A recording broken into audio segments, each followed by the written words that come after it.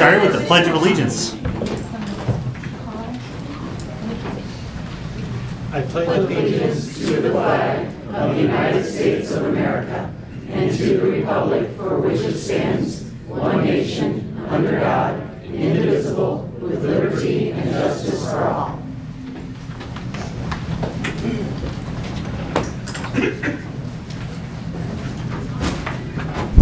Board would like a motion to approve the agenda for May 16th, 2024 as presented.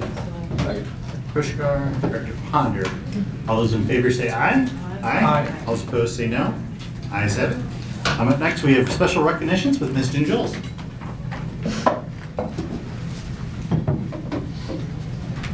Thank you, President Bertrand. This might be our largest group of recognition guests ever, so we welcome them. Tonight, we have packed the boardroom with high-achieving high school students from across the district who have racked up a number of honors this year.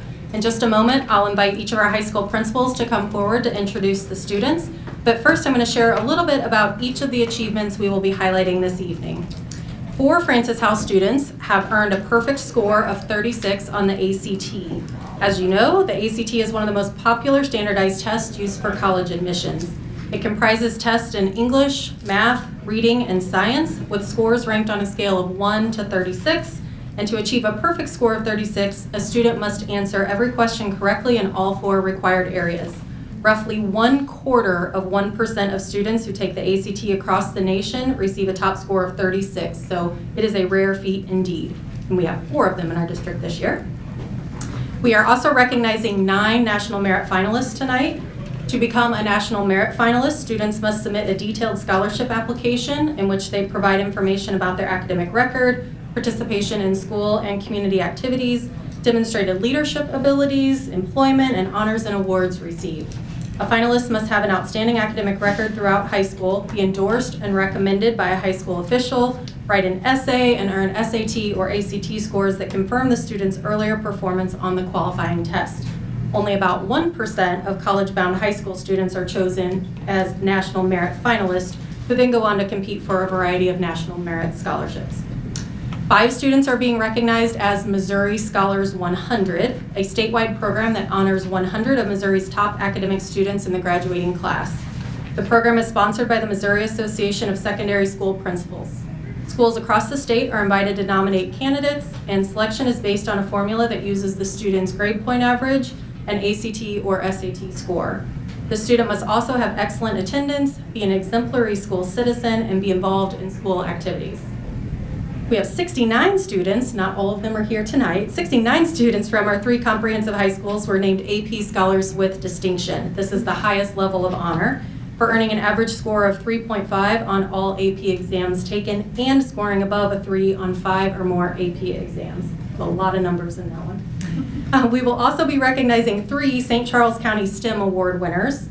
Each year, 1 student from each of the county's public and private high schools who have demonstrated outstanding performance in STEM-related pursuits are brought together for a breakfast and awards ceremony organized by the Economic Development Council of St. Charles County. Students enjoy a buffet breakfast and get to hear from a panel of professionals who work in STEM-related fields. And finally, we will recognize 2 candidates for the U.S. Presidential Scholars Program. This national recognition program was established in 1964 by executive order of the president. Each year, up to 161 students nationwide are named presidential scholars, one of the nation's most prestigious and academic awards for high school graduates.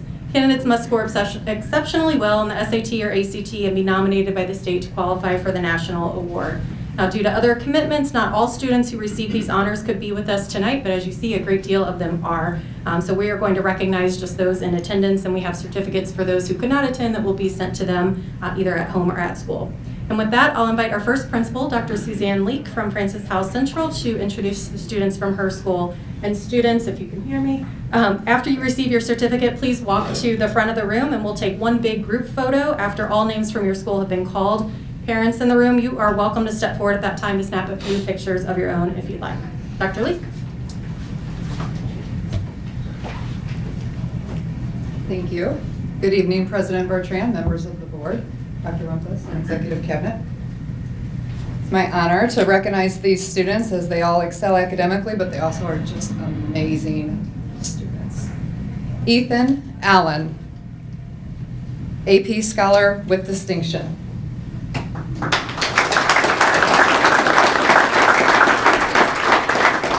Kate Baranowski, AP Scholar with distinction.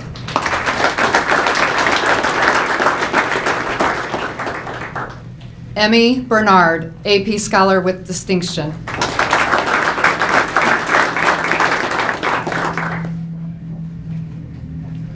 Jerome Karingle, perfect ACT score, National Merit Finalist, and AP Scholar with distinction.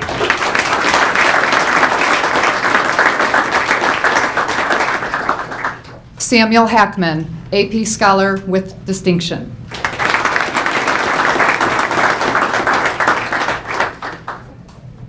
Sky Hayden, AP Scholar with distinction.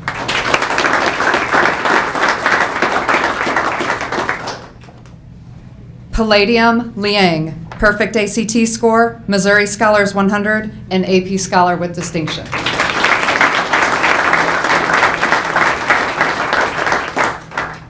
Alexis Love, AP Scholar with distinction.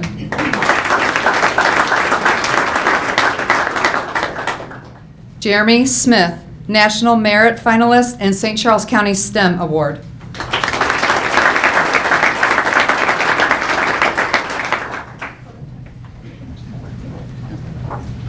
Any parents want to snap a photo? So some of the things up in front. And do all that.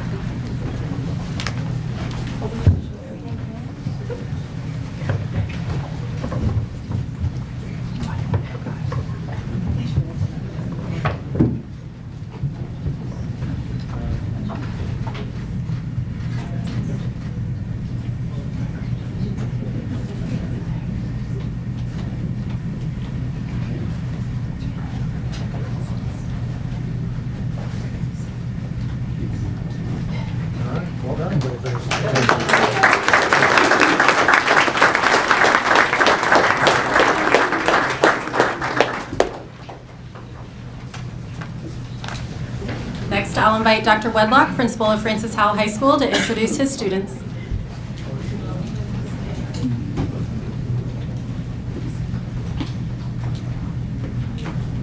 Good evening, everyone.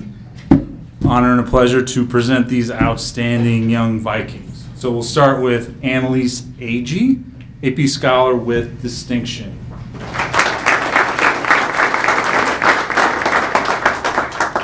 Maya Ungia, perfect ACT score, Missouri Scholar 100, Missouri Scholar with distinction, and candidate for U.S. Presidential Scholars Program.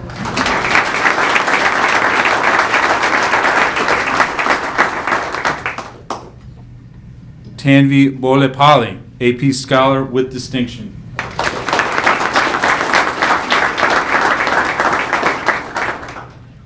Abi Dukapati, AP Scholar with distinction.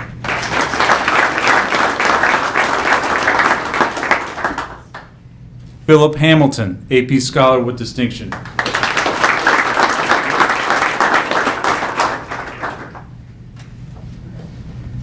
Kush Malheshwari, AP Scholar with distinction and St. Charles County STEM Award winner.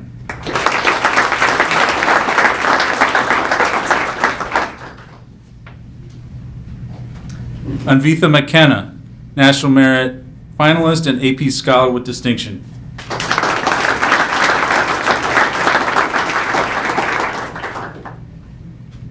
Chase Montgomery, National Merit Finalist, AP Scholar with distinction, and candidate for U.S. Presidential Scholars Program.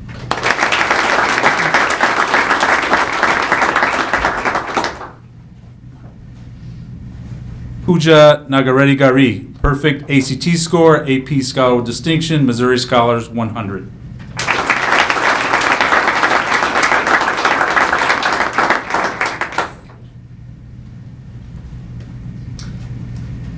Anushka Papuri, AP Scholar with distinction.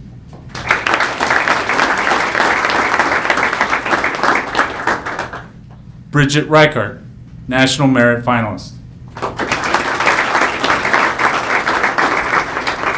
And our final Viking of the evening, Aiden Zhang, AP Scholar with distinction.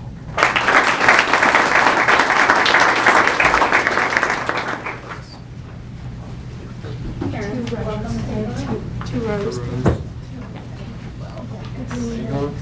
I'll stand.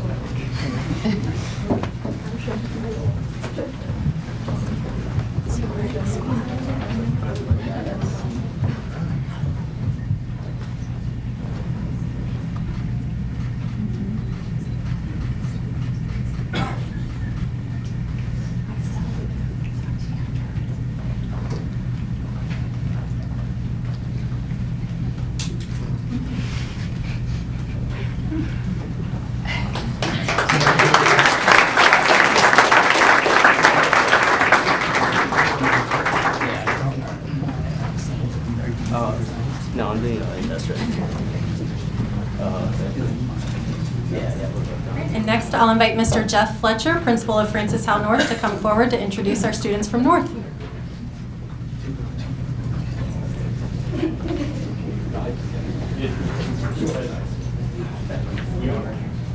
Good evening, Board and Executive Cabinet. It's my honor to recognize some fantastic knights this evening. First, Mr. Luke Coonrod, AP Scholar with Distinction.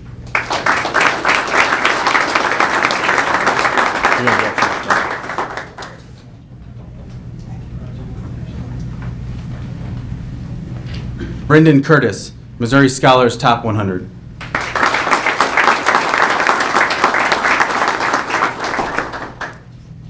Savannah Degenhart, AP Scholar with Distinction.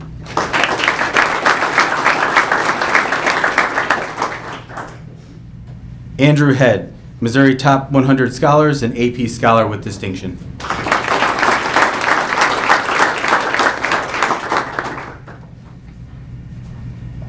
Jathy Correa, AP Scholar with Distinction.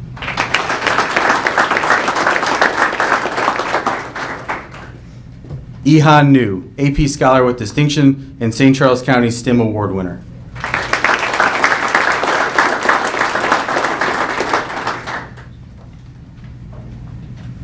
Aisha Patel, AP Scholar with Distinction.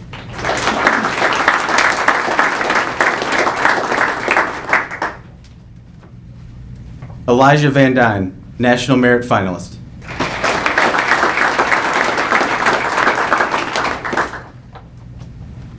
Haley Zhang, AP Scholar with Distinction.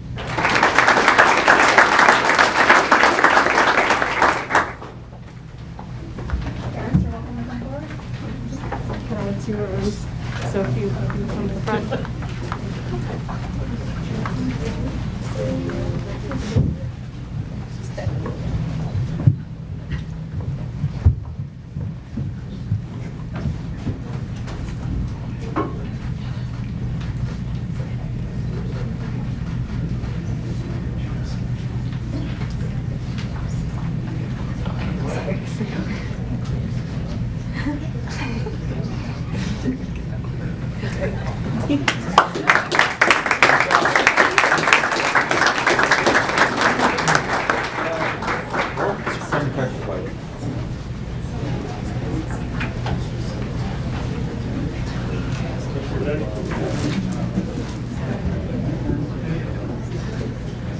Great, congratulations again to these students. We know that they are going to do amazing things and we are so proud of them. Next, we want to take a moment to honor our 2024 senior class presidents from Francis Howell Central, Francis Howell High, and Francis Howell North. These students juggle all the typical demands that come with high school, keeping up with coursework, participating in sports and activities, preparing for college or whatever comes next for their future, trying to maintain a social life and spend time with family.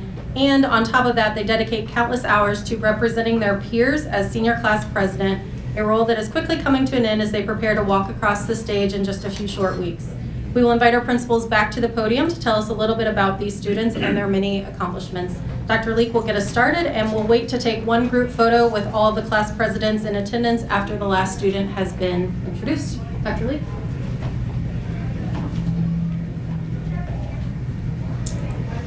Unfortunately, Caitlin Guth, who serves as our senior class president for the class of 2024, is unable to be here this evening because of two prior commitments, both affiliated with Francis Howell Central.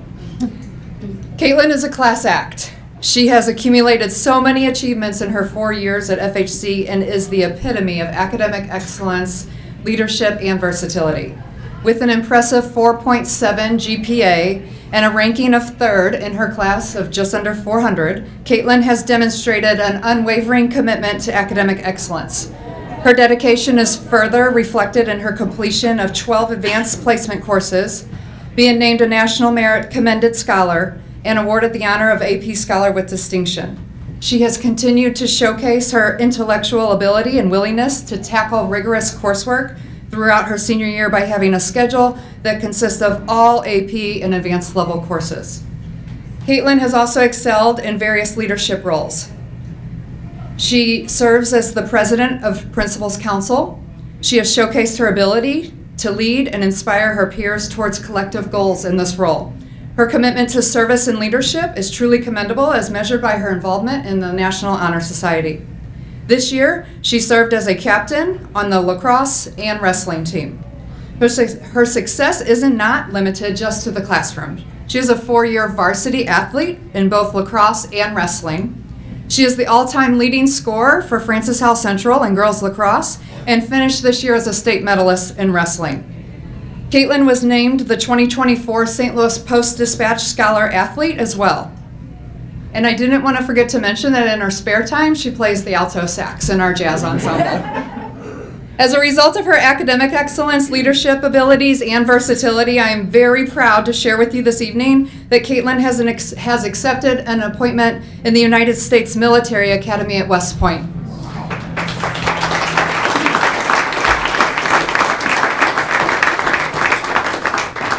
She was presented a $300,000 scholarship last Thursday evening at our senior awards ceremony, and I was honored to be able to witness her acceptance for that next step on her journey. The scholarship will cover all of her room and board, tuition, and provide her with a paycheck for the next 47 months. She has committed to 5 years of active service. She will be commissioned as an officer in the U.S. Army, and then she will serve 3 years in the reserves as well. To say we are proud of Caitlin is an understatement. And as I started with, it's unfortunate she wasn't able to be here tonight. She is playing in Jazz Central and the lacrosse semifinals game. So she deserves a big honor. Thank you.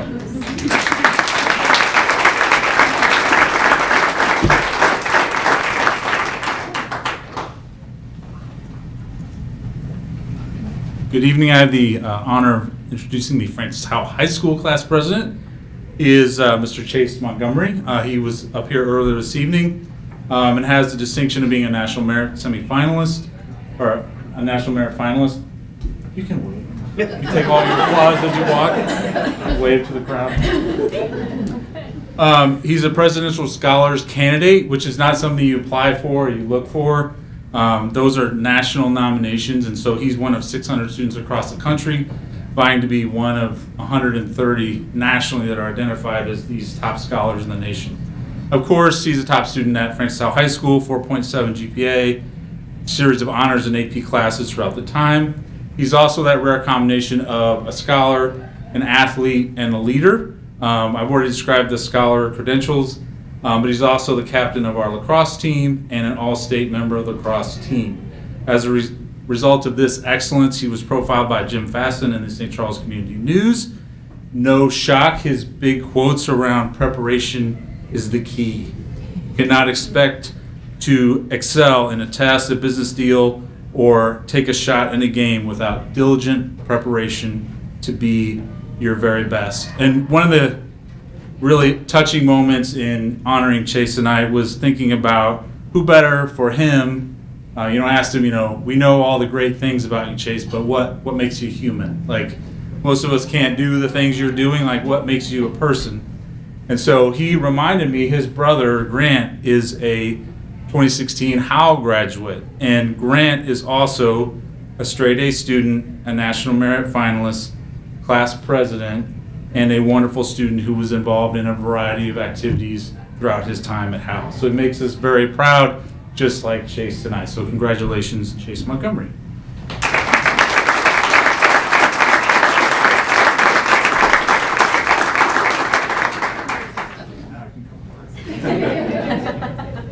We'll wait to take a photo though. So we can stand after the session.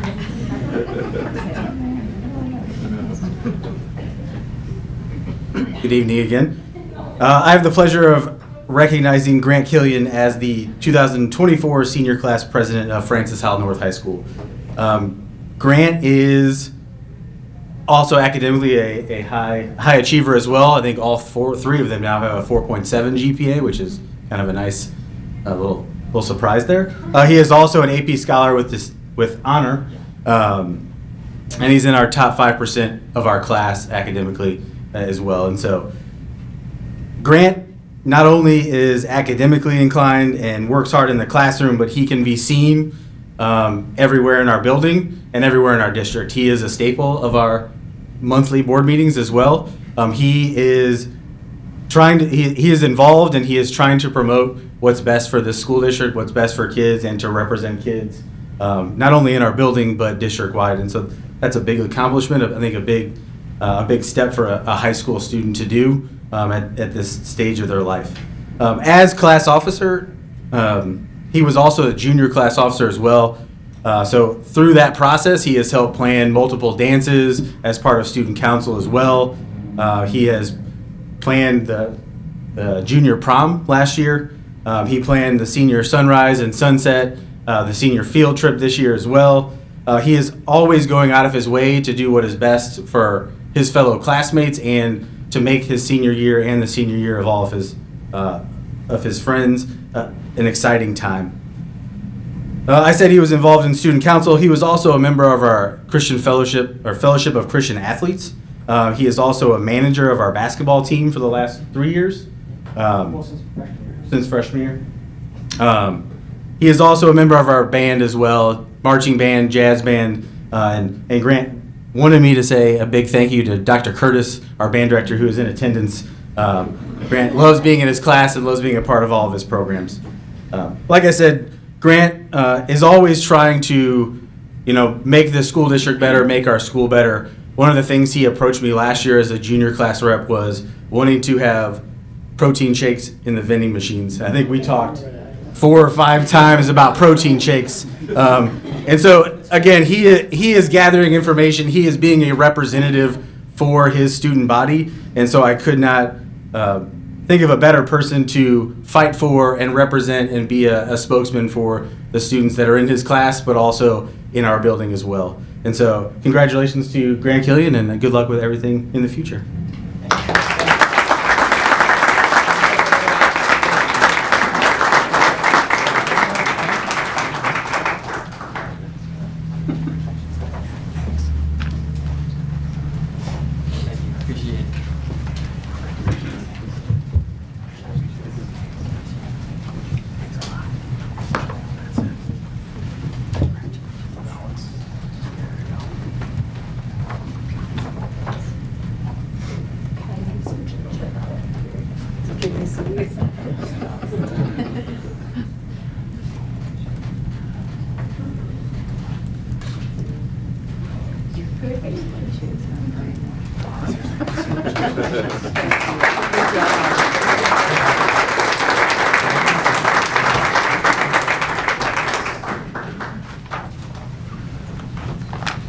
You guys, but I feel a little bit like an underachiever after hearing about all those amazing students. Wow. Okay.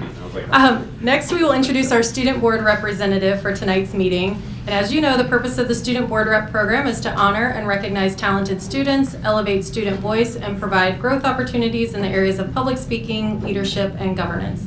Students are selected for this honor by their principal with input from the student body. They have an opportunity to prepare and deliver a short speech to the board and public that is focused on their school or the district.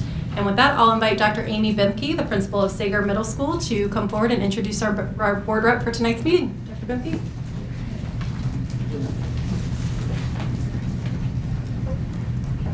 Alrighty, good evening. Thank you for this opportunity. I'm honored to introduce Lily Lempert, who is currently an 8th grader at Sager Middle School. Lily is a strong leader within our community, both within the classroom and within several activities that she's a part of at Sager Middle School. She is a Junior Spartan Ambassador. She's a part of our National Junior Honor Society. She runs cross country, and she plays select soccer outside of school. As busy as Lily is, she has maintained a 4.0 grade point average throughout her entire middle school career and is currently taking 3 high school courses. I am proud and honored to introduce Lily Lempert as Sager Middle School's student representative.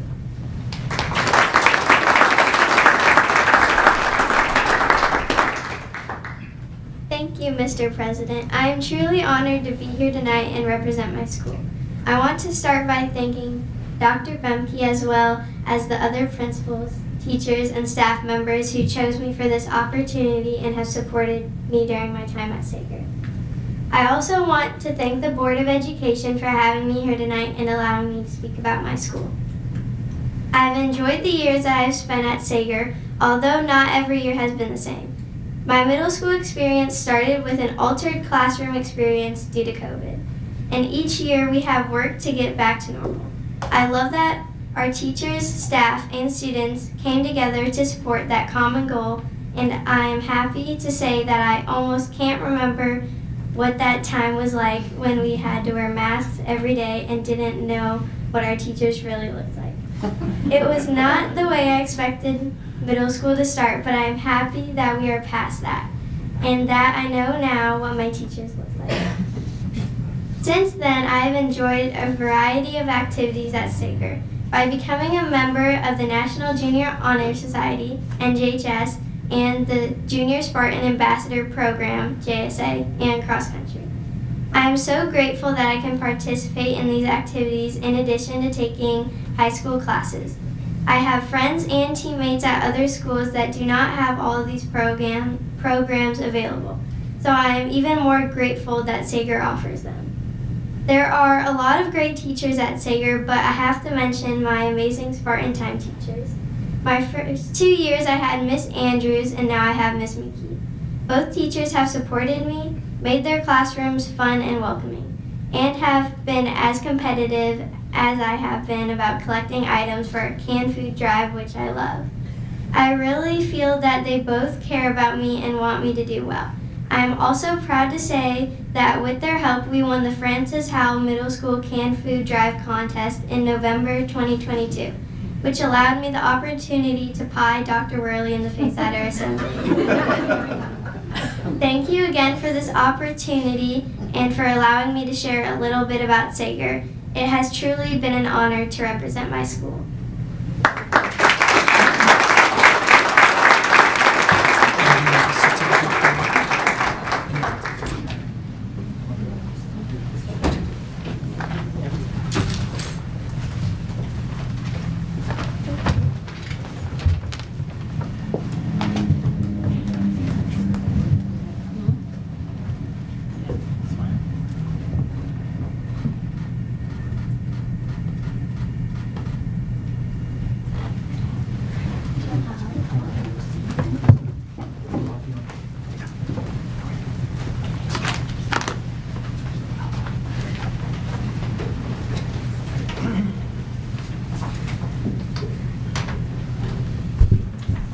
I just want to welcome you, Lily. You are a student representative, which means you are allowed to ask questions or share your opinions. If there's anything you want to say, and nudge me, we'll share the same microphone. You can't vote, that's the only thing you can't do. You are very important here today because you're a reminder to all of us that a school district, a school board exists to do everything we can for students, and you get a chance to be a big reminder of 17,000 students in the whole area. So thank you for being here. We like you very much, and let me know if you have any questions, okay? Thank you.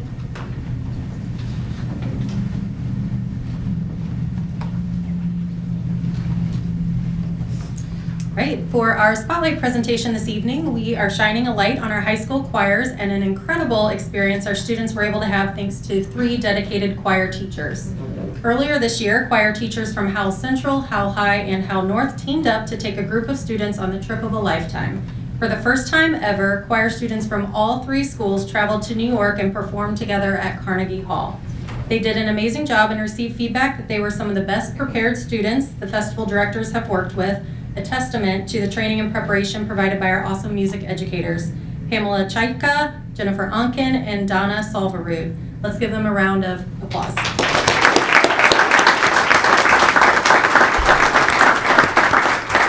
Now I will invite them forward to share a little bit about their trip and their performance.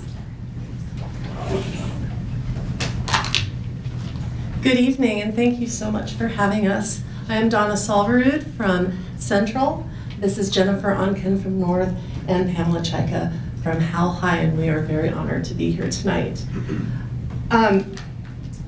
Myself, along with my two colleagues, we serve as the high school directors at the 3 high schools, and we were honored with an invitation to perform the music of the world-renowned composer Ola Yelo at Carnegie Hall.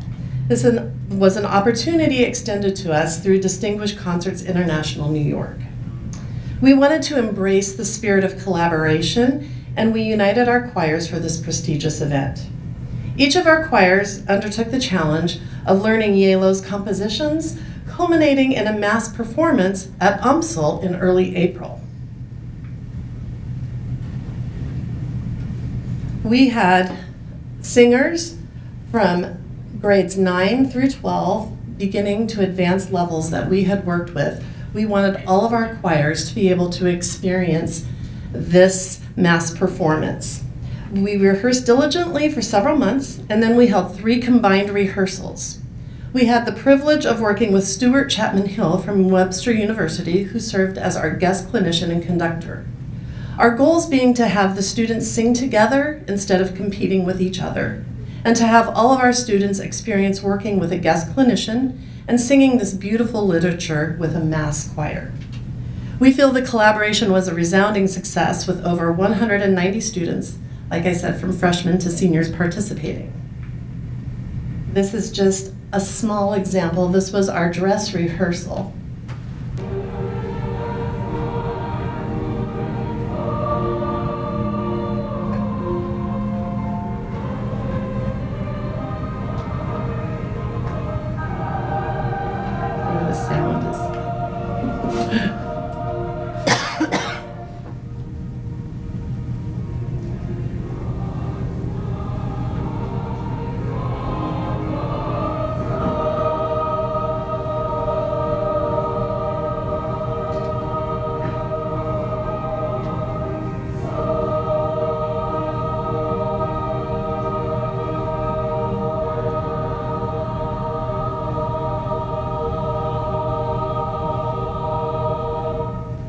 It was a much bigger sound than that. Anyways, in mid-April, we embarked on an unforgettable journey to New York City with approximately 75 of these students. There, we joined forces with around 200 singers from across the nation, under the direction of a guest conductor and with Ola Yelo himself accompanying us on the piano. Our performance at Carnegie Hall was an experience we will treasure. In addition to our musical endeavors, our students had the enriching experience of attending 2 Broadway shows, visiting the Metropolitan Museum of Art, as we have a lot of AP art students in our program, lots of crossover, and exploring the city of New York. This incredible trip was both an artistic accomplishment and an inspiring adventure for all of us. There's just a few.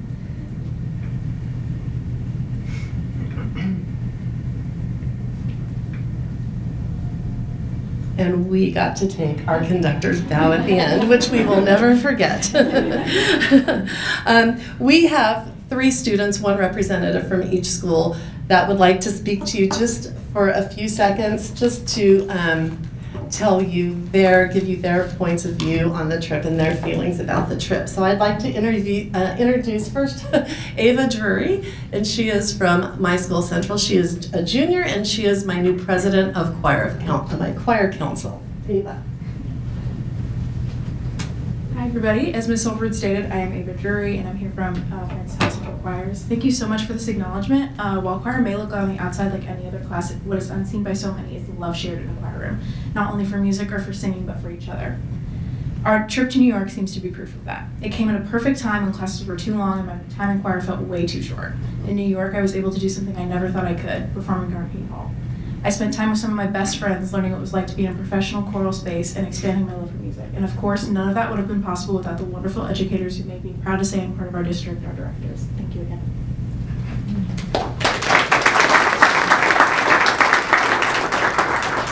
I'd like to introduce Mia Lister from Francis Howell High School. Good evening, everyone. My name is Mia Lister, and I am a sophomore at Howell High School. As we had the opportunity to go to Carnegie Hall, I had the opportunity to sing with both high schools. As you know, we're a part of a very competitive district where in sports, academics, and activities, everyone wants to be the best. This trip to New York made me realize how important it is to have competitors, but at the same time, we can all be friends as well. With only 5 days in New York, we were able to put our differences aside and really become friends. We were able to sing as one and do what we love all together. Singing at Carnegie Hall is a once-in-a-lifetime experience, and I was able to do it with some great people I met along the way. The chance to connect with high schoolers within our district would not be possible without the opportunities given to us in this trip. The shared purpose with these fellow high schools demonstrates the everlasting unity of this community.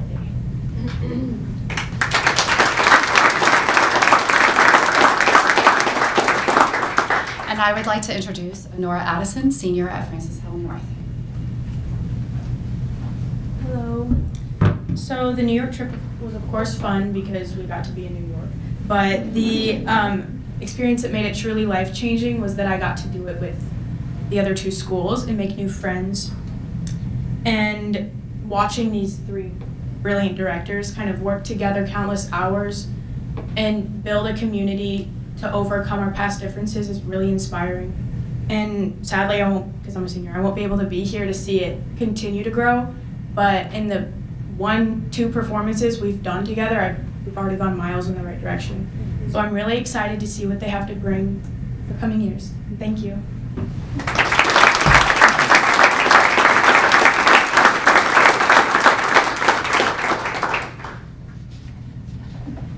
Thank you again for letting us share this with you, and if there are any questions, we're happy to answer them for you.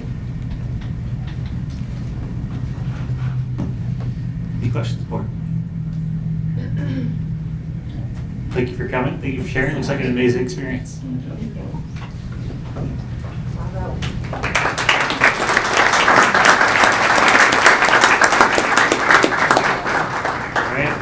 Up next, we'll have patron comments. During patron comments, residents of the district and staff members are invited to address the Board of Education on issues related to the school district.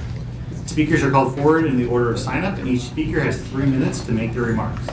Please remember that only one speaker is allowed at the podium at a time, and combining time or giving your time to someone else is not permitted. The board appreciates that you've taken time to come to this meeting, and we value both your input and perspective. I would like to remind everyone that we expect the speakers will remain civil and respectful when giving remarks, and if anyone fails to comply with those board policies, regulations, and rules, we reserve the right to cut those 3 minutes short. We welcome Raquel Babb. Podium.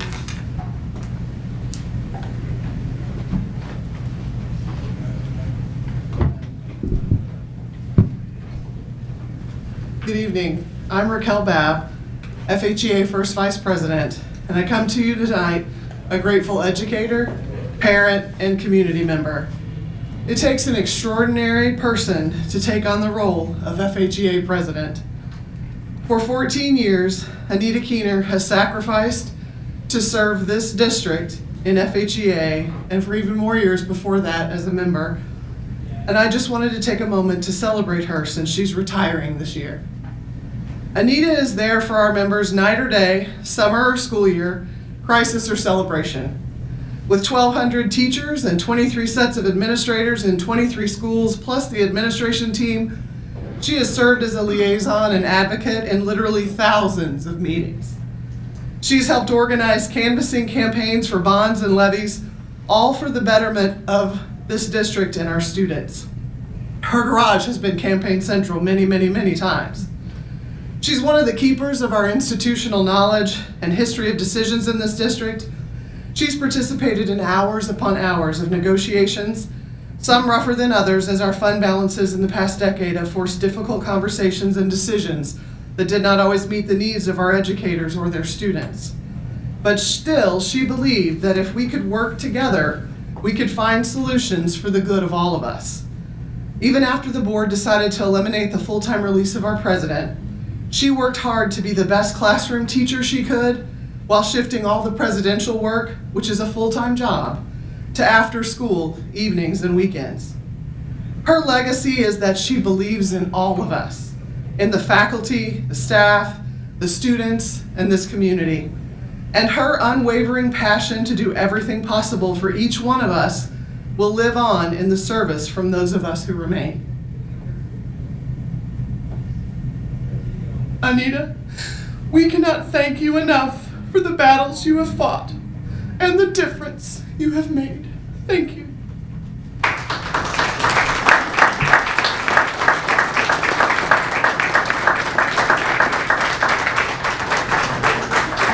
Up next, we welcome Nancy Zollner. Wow, what an inspirational night to be here to speak to you all. So I come before you tonight as a district resident, parent to 3 elementary students, and an active volunteer. As the current school year comes to a close and we focus our sights on the coming one, I wanted to take a few moments to offer some reflections and a call to action.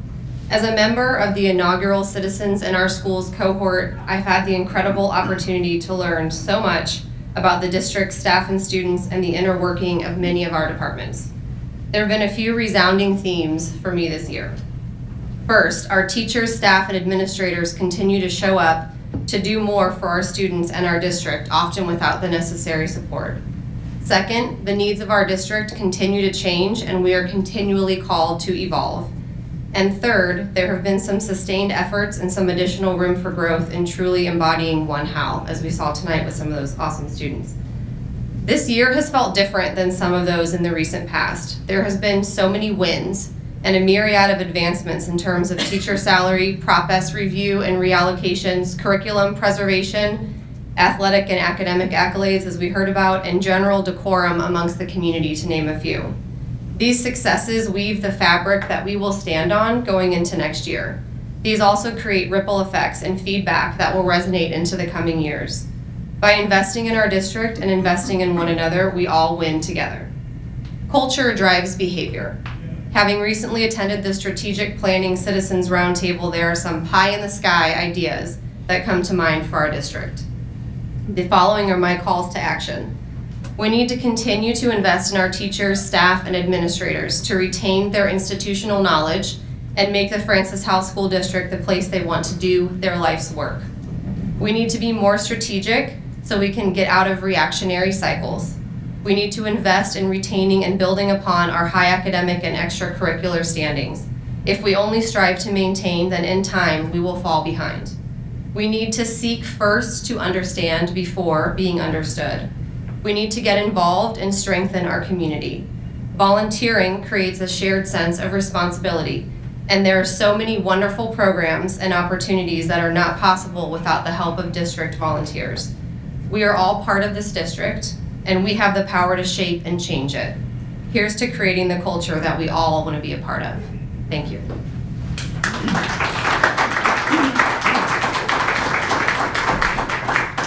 Next, we welcome FHEA.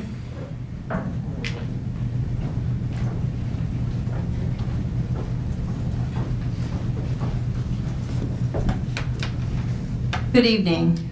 I would like to take a moment to celebrate the great organization that I have had the privilege to serve as president for the past 14 years.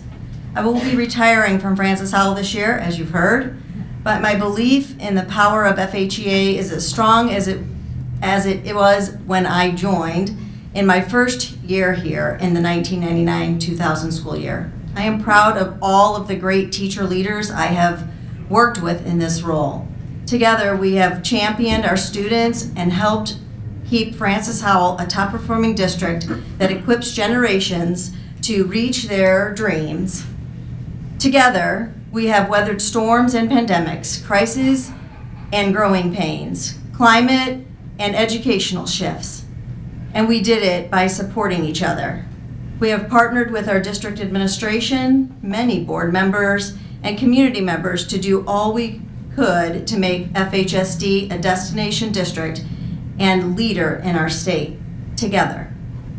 My dream for the future of FHEA and FHSD is that we would all embrace the power of collaboration. When all voices are invited, heard, and valued, there is no limit to what we can offer our students. No limit to how we can support them and grow and help them grow. We need to get back to a place where true collaboration is at the heart of our work. Another hope I have for this district is that we become a kinder, gentler Francis Howell. We need to be able to retain the wonderful staff that we already have and treat them like we want them to be here. Value them, respect them. Don't offer someone who isn't here more than a person who has stuck it out with us through the good times and difficult times. The educators and support staff, the people in this district are the greatest resource. Thank you to everyone who helped make a difference for our students. With that being said, I want to introduce Francine Hill. Francine will assume the role of the FHEA president on July 1st. Francine has been a vice president for FHEA for the last 8 years and a member of FHEA since she began teaching in the Francis Howell School District 17 years ago. Francine will continue to collaborate and push to make sure that Francis Howell students and educators have great learning and working conditions. Thank you. Francine Hill.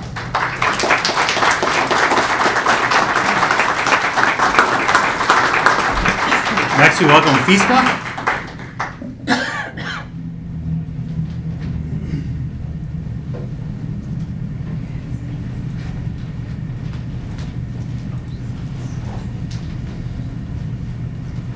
Good evening, President Bertrand, Superintendent Rumpus, Cabinet, Board, and guests. 6 more days, everyone. FISPA is the union with many unique departments, but one thing we all agree on is welcoming summer break. It's a time to rest, replenish, vacation with family, and restore some balance. Summer months are also for restoring the schools and getting them ready for the next school year. We have a lot of promising plans presented tonight that will better our district in so many ways. As a district, we're here for the kids, and we know these projects will enrich the students here at Francis Howell. We want to send our gratitude to our facilities department as they restore the schools this summer. We want to thank everyone at Francis Howell for a great year. These last 2 weeks, we have celebrated Howell of Fame winners, Teachers of the Year, Support Staff of the Year, and our retirees this Monday. All of them making great impacts in children's lives. Truly, thank you to all of our teachers and support staff. You make all the difference in this district. Thank you to our admin team and board for working with us through negotiations, meetings, and celebrations. It's been a pivotal year, a positive one. We believe it's going to keep getting better. Everyone enjoy your summer, take that trip, start that hobby, and we will see you in August.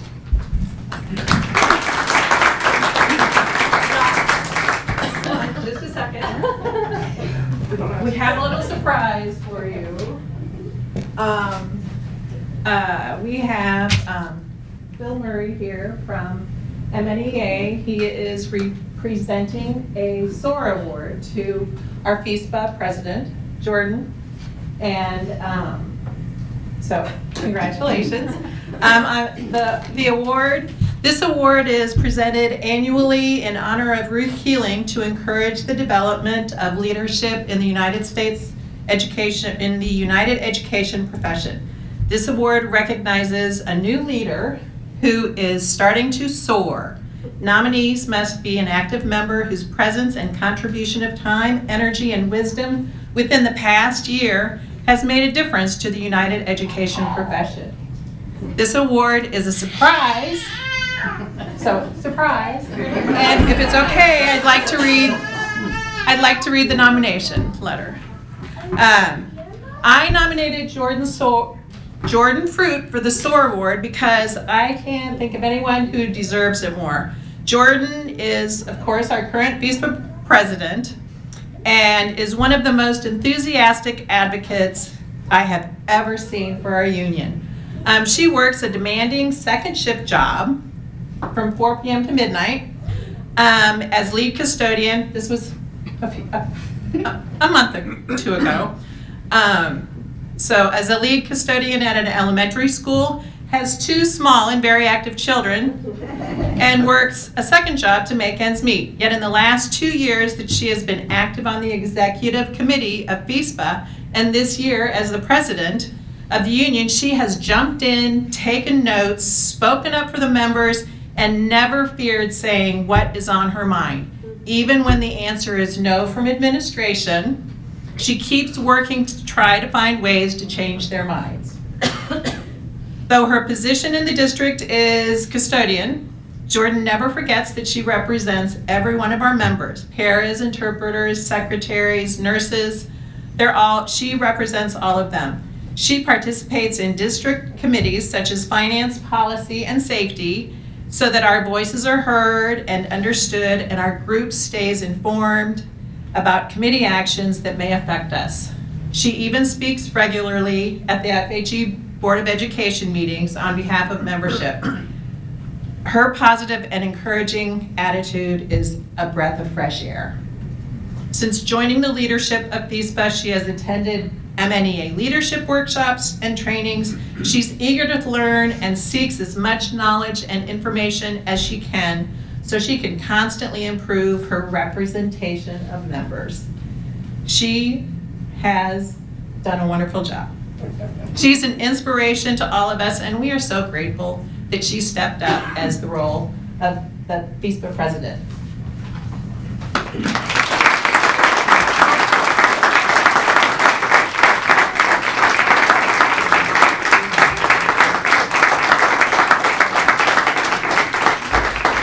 First of all, thank you, board and superintendent and everybody, to allow us to crash your party for a moment. And so, one of the things that we like to give this award at our annual meeting, but Jordan was working, and so wasn't able to be there for us. And so we wanted to make sure that we were here so that people understood how important she is to this district, to our students, and to our organization. We all have one goal in mind, and that is what's in the best interest of our students. Whether you're an administrator on the board, whether you're an educator, or especially our ESP members. They are extremely important, and I think that anytime that we have the opportunity to honor somebody who does great work, we need to take that opportunity. And so the award is named after Ruth Keeling, who was one of our initial members, and actually it is, if you're willing to hoot with the owls, you should be able to soar with the eagles. And so basically, she literally does that, obviously working the second shift and other jobs, but she's still able to do great work for our students and for this district. And so Jordan, thank you and congratulations.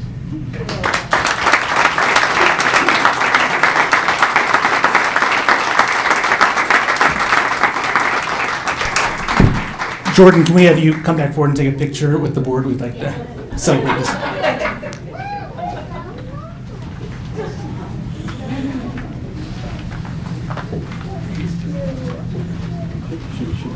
Good speech now, or first to you?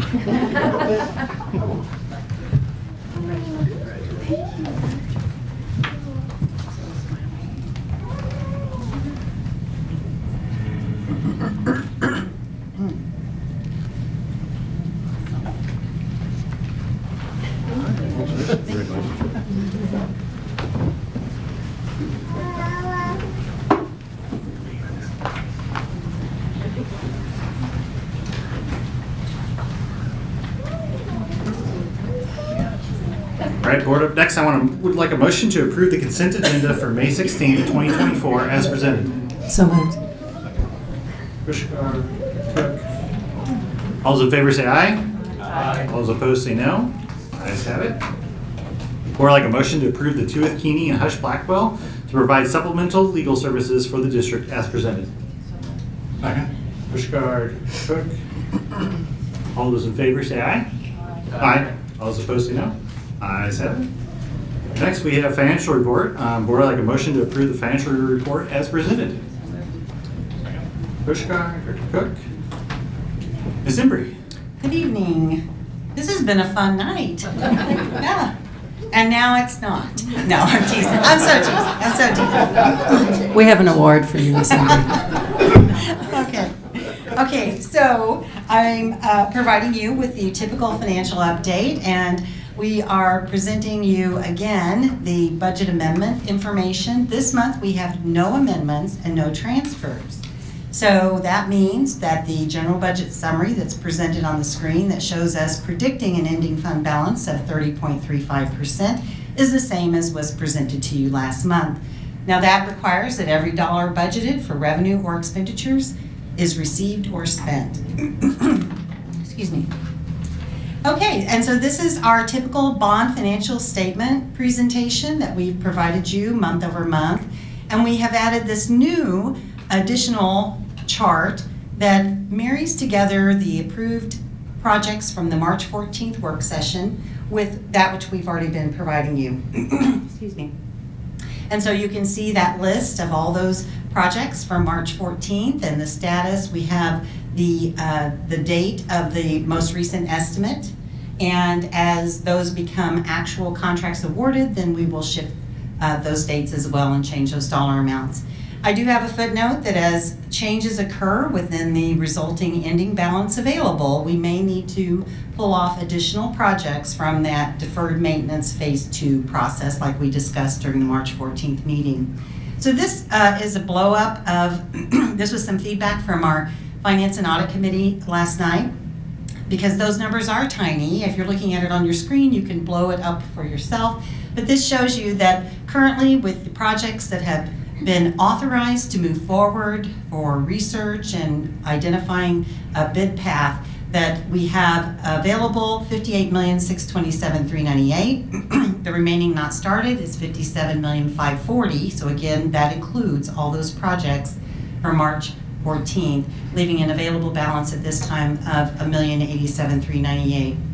So a reminder for you, not only do the project numbers change as you end up approving the final bid, also interest earnings are continually changing, as is the arbitrage refund that we're required to return to the Internal Revenue Service. I mentioned to you before about legislation. This is a repeat of that slide. The main information is that the governor did sign Senate Bill 727. We know that. Just yesterday, the State Board of Education, I believe it was yesterday, held their board meeting and identified that the biggest supplemental bill of all time to supplement the budget is going to be required as we move forward with this next fiscal year based on the state's financial information. Some of the other information that was shared is that the budget approved for fiscal year that begins July 1 is more than $1 billion short of the current year's appropriation. And a lot of that has to do with the fact that those federal funds will disappear next year for the state as they do for the local districts. So more to come on that. We don't know the impact, quite frankly, and we won't for a period of time. A lot of the impacts will occur in FY26 and in FY27, so we will continue to watch the information that's provided to us and apply it to our predictions as is necessary. So that, we do have a couple slides about what's coming up. So June 6th, we will bring to you the adult and student meal prices and the a la carte pricing. That is done or performed using the United States Agricultural Department of Agriculture rather, calculation process, and so we'll apprise you of that and bring those recommendations to you. Of course, we'll be providing you the preliminary budget for first reading, and I'll provide a presentation to you for that. We also will have our health benefit recommendation. So the insurance committee met last night as well, and we will be bringing that forward to you for consideration. Then in the June meeting, we would ask for approval of the comprehensive budget for FY25, as well as any budget amendments in the current year and approving that insurance recommendation. As a reminder, the budget must be approved prior to July 1 so that we can start spending money in the new year. That's it. Any questions for me? I have a couple questions. Last time you were here, you mentioned that according to current data, we should expect somewhere around $5.6 million revenue lost if the governor were to sign Senate Bill 727. Right. Is that number still ballpark reliable? And also, is there something that we should be aware of as the board to do in order to prepare for when it hits us? Right. Is it going to hit us this year, next year? How do we prepare financially to be responsible based upon this negative action? So that number, information has been provided to districts to understand that language has been included that says that at no time will the voucher program allow district level funding to fall below 40% of the FY21 transportation allocation. And that was prior to us receiving full funding of transportation. So when we compare those numbers, we have grown exponentially, meaning that the gap between 40% of FY21 to our full funding capacity now is a gap of that 5 point whatever it was million dollars. So that is still a threat out there, but we don't know how quickly that would roll on. And the big piece of understanding for people is it's not a local district impact, it's a statewide impact. So money out of the statewide bucket would come out and we would all then share in that proportional reduction potentially to the funding levels. So the threat's still there. We still don't know what that might look like. So it's possible that the 5.6 million doesn't hit us on year one. Right. But there's some kind, is it supposed to like ramp up, or is there 2 years down the road, there's this spike of all the impact? I would expect that we would see that continually grow. Years ago, we hadn't enjoyed full funding of the formula forever, and with the new formula that's now very old, approaching 20 years old, that would be a proration that would likely impact the funding level per student or per WADA, weighted average daily attendee. And so yes, I would think that it would be a trickle out effect, but it might go fast the first year and then slow down. We won't know until it actually hits us. That's part of the challenge. One more question. Last month you shared the fund balance report going from 30% to 15%. Over the years, Over, right? over the next few years. So I have two questions about that. Carolee and I attended a online training for new board members, and they were sharing across the state that every single school board had received a bump in how much money was in their fund balance due to federal funds. The fact that we have 30% now in versus 15, is that also because of the same bump that the other school districts received too? It's because of a federal insert of new cash. Yes, definitely. Our fund balance has benefited from those ESSER funds or CARES funds, and our fund balance was built, which was the intelligent way to approach it, I would say. There are districts, I wouldn't say so much in the state of Missouri, but we've been in attendance at webinars and things like that, where on a national level, there are large districts that maybe added significant numbers of staff members, and now all of a sudden they're faced with a situation where they can't pay them, so they're going to have to lay them off. But most districts in Missouri, because of how our formula works and because we knew we were going to suffer the consequences of the decline in enrollment and therefore the decline in funding, that we needed to put that in the bank account, and we were able to do that. That was an allowable process. So we built up our balances knowing that they would continue to temporarily decline. We do have the increase of the state adequacy target. The first phase comes in next year. FY25 will grow $385 per WADA, or weighted average daily attendee. And then the next year, I would say to you that we have budgeted very deliberately that we'll only receive 50%. So we prorated our second phase growth with intentionality, hoping that it does come to fruition, but now given the impact of Senate Bill 727, we may have helped prepare for that burden in some fashion. I appreciate that. So the extra money in that fund is because of federal forces versus local forces. And the last projection you gave us regarding the next 5 years, from 30% down to 15%, has that been recalculated since 727? We have not, and we really have no information with which to recalculate it at this time. We'll have to wait and watch and be prudent in terms of ensuring that we maintain the greatest fund balance that we can. So we don't know how it's going to change. We just know it's going to change for the negative based upon that one My change. anticipation is that we will see funding reduce, but there's a lot of space between now and then, and who knows what might come of funding results of the conversations with the legislators and the governor's office. I appreciate you giving me a chance to do the additional questions.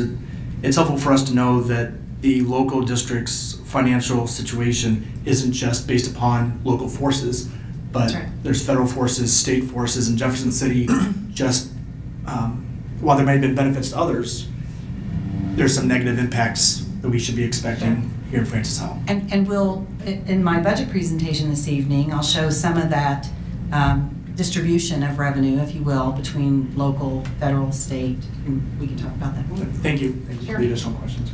Just one kind of follow-up question on that too. Would it be fair to say that that's somewhat dependent, like one of the variables out there is dependent on like how much funding the state provides in general? Like if they fund it all and just like Right. we're gonna fund all this money, then we don't have anything to worry, like. That would be fantastic, and we don't yes, have to you're worry. right. It's all depends really on what they decide as far as the funding level. Right. Okay. And yes, you are correct. It did cause me pause that, you know, they're reducing by $1 billion this year on the state budget. But again, if all of those created funds in the current year were for those one-time infusions and investments, then we're okay. But if they were for reoccurring, then that would create a deficit for them in terms of managing those demands. No different than a school district. Anything else, board? Just to reiterate on this fund balance, there are districts nationwide, and presumably even some in Missouri, that did not manage this money well. Yes. But this district saw the writing on the wall that that was a short-term funding, didn't spend it. You are absolutely Well, correct. we spent some of it, but we spent it very strategically, put it that way. That's absolutely a fact. I was very pleased to see that when I first started looking at the data within Francis Howell, that you had done that very well. I've shared my allergy stuff with you tonight, Randy. I'm sorry. Thank you, Ms. Embry. Okay, thank you. The board, we're voting on a motion to approve the financial report as presented. All those in favor say aye. Aye. All those opposed say no. Ayes have it. Board, I'd like a motion to approve the purchases as presented. Second Cook, Ponder. All those in favor say aye. Aye. All those opposed say no. Ayes have it. Board, up next, I'd like a motion to approve the Francis Howell High School tennis court improvements as presented. Pushkar, Ponder. Mr. Stetzer.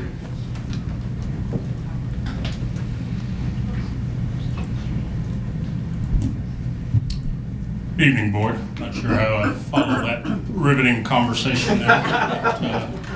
But, I will do my best. For consideration before you this evening, Board, we have a recommendation for tennis court improvements at Francis Howell High. And presentation format here, and we'll go ahead and jump right into it. So the objective of this presentation is to really kind of walk you through the process that took place, and also share some awareness of some prior conversations that we've had with the board regarding how to prioritize the remaining funds. So we'll go through and talk about the assessment that was performed, the process, delivery method, show a rendering of the design, and then close it up with a recommendation. So as you recall, at the March 14th board work session, administration brought a comprehensive list of priorities based off of our remaining financial picture with the remaining bond funds. And one of those was the tennis courts at Francis Howell High. These are the current conditions there that we picked up on after we did an assessment. As you can see in several of the pictures, we've got quite a bit of wear and tear. What you don't see underneath that current surface is just deterioration of the subgrade. We've got large cracks in the asphalt surface and ponding of water. That just makes it difficult at times for our student athletes, and also students participating in just regular instruction through physical education when utilizing that facility to participate. The process we undertook obviously talked about existing conditions. An assessment was performed. We shared with you the recommendation along with the cost estimate. If you recall, at that board work session, the estimate for those courts was about $1.7 million. We then moved into determining what the best delivery method. Researched data across the state. Reached out to colleagues, also design teams that had put together bid packages for this work, and really ended up landing on using the cooperative purchasing method, and I'll talk about that here shortly. Within that process, we also engaged two vendors that specialize in post-tension post-tension concrete surfaces. And they provided pricing, which we'll show on the last slide from a recommendation standpoint. We did also work with the building leadership, so Mr. Wedlock and Mr. Irwin on the design, and they had the opportunity to provide input, and you'll see a rendering of that final design there. And then through that process, finally, we developed comprehensive pricing through competitively bid trades utilizing cooperative purchasing, which board policy does allow. So from a project delivery method, again, as I already noted, we did research from a design bid build process. I'll talk about that here in a second. And then on the first point there, we did get cooperative purchasing through competitively bid trades utilizing the interlocal purchasing system, also known as TIPS, through that job order contract number there. So this is the design that Mr. Wedlock and Mr. Irwin approved. We worked with PCC Sports on this particular project. And finally, the recommendation. So again, you can see the pricing that was submitted between the two firms that specialize in post-tension concrete. McConnell and Associates submitted a proposal for a total project cost of $1,229.10. And then PCC Sports submitted a proposal of $1,220,931. And again, for your awareness, the estimate that we shared with you at the board work session was $1.7 million.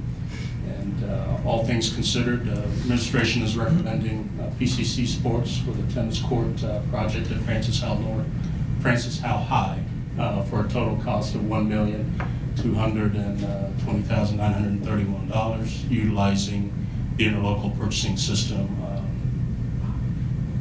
purchasing cooperative. So with that, I'd be happy to answer any questions the board may have. Questions, board? Yes, excellent. Who did North? That was done by Byrne & Jones. They didn't submit a bid on this one? Not on this one. How old are those courts?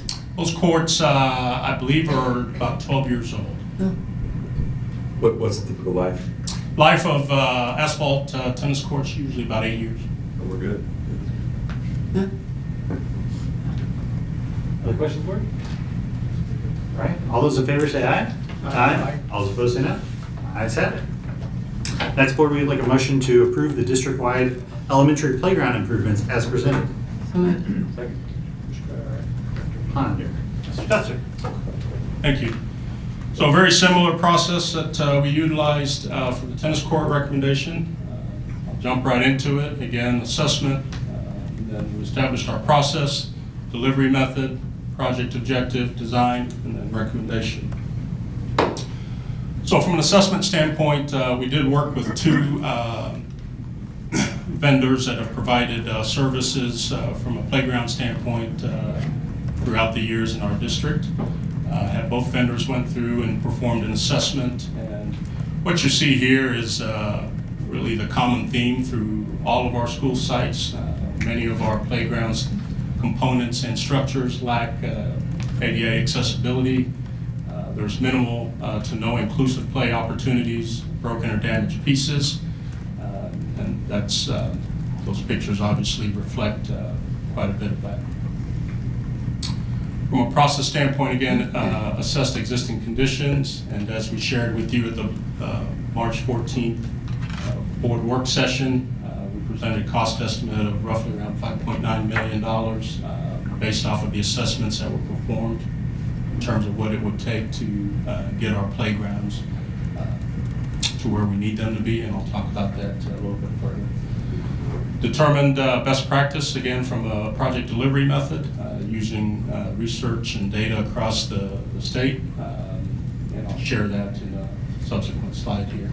Sought design input with building leaders and staff. We developed multiple prototypes when we got to that point, and every building had the opportunity to work with their educational stakeholders, from students to parents to staff, to make selections that would hit all of our objectives that I'll share here in a little bit.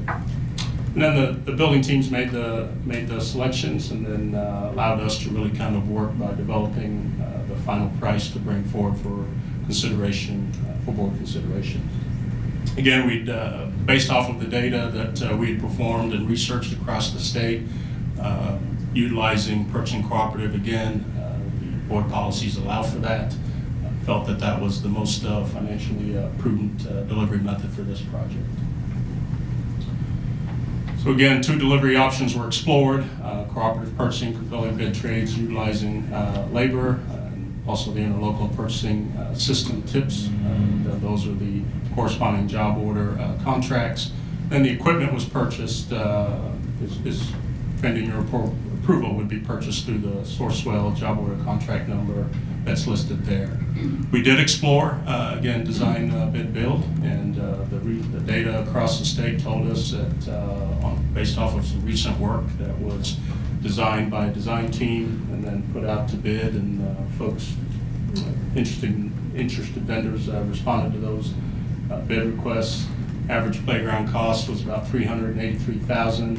When you factor the various components that we're looking to address throughout our school system at our 10 elementary sites, that would have approximately cost about $7.2 million some change. One of the things that we wanted to make sure that you guys have awareness on from a board standpoint, I know there's always questions regarding criteria and purchasing cooperatives. So specific to this one, the vendor that we chose to help us perform this work, this was an RFP that they responded to back in 2021, and this was the criteria. And in reviewing that RFP for playgrounds, they were ranked #1 out of 25 responses that were received there. And you can see, I won't go through every single criteria here, but pricing obviously is also reflected in there: financial viability and marketplace success, warranty, depth and breadth of offered equipment, products and services. And you can find that ranking. Anybody that would like a copy of that, we'd be more than happy to provide that to you for your own leisure reading when you have the opportunity. Project delivery. So we're going to utilize Little Tykes, which it is a local company here in Farmington. They're going to provide the playground equipment. Again, as I noted, they were rated #1 through the Sourcewell RFP process there. All-Inclusive Rec is the actual vendor that reps Little Tykes Commercial Playground. And I'll introduce him here in a minute. My apologies. I'll call him up here as he's going to co-present with me on a few of the slides here. And then regarding the labor portion, similar cooperative purchasing method was used for the surfacing, drainage, and site work through the interlocal purchasing system, also known as TIPS, under what we call job order contracts. So again, as we go back to our assessment of what our current conditions are and what the program or project objective is, you saw the safety risks that our current equipment poses. Accessibility, inclusive, meets the Access Board guidelines. Support active play in relationship to enrollment trends.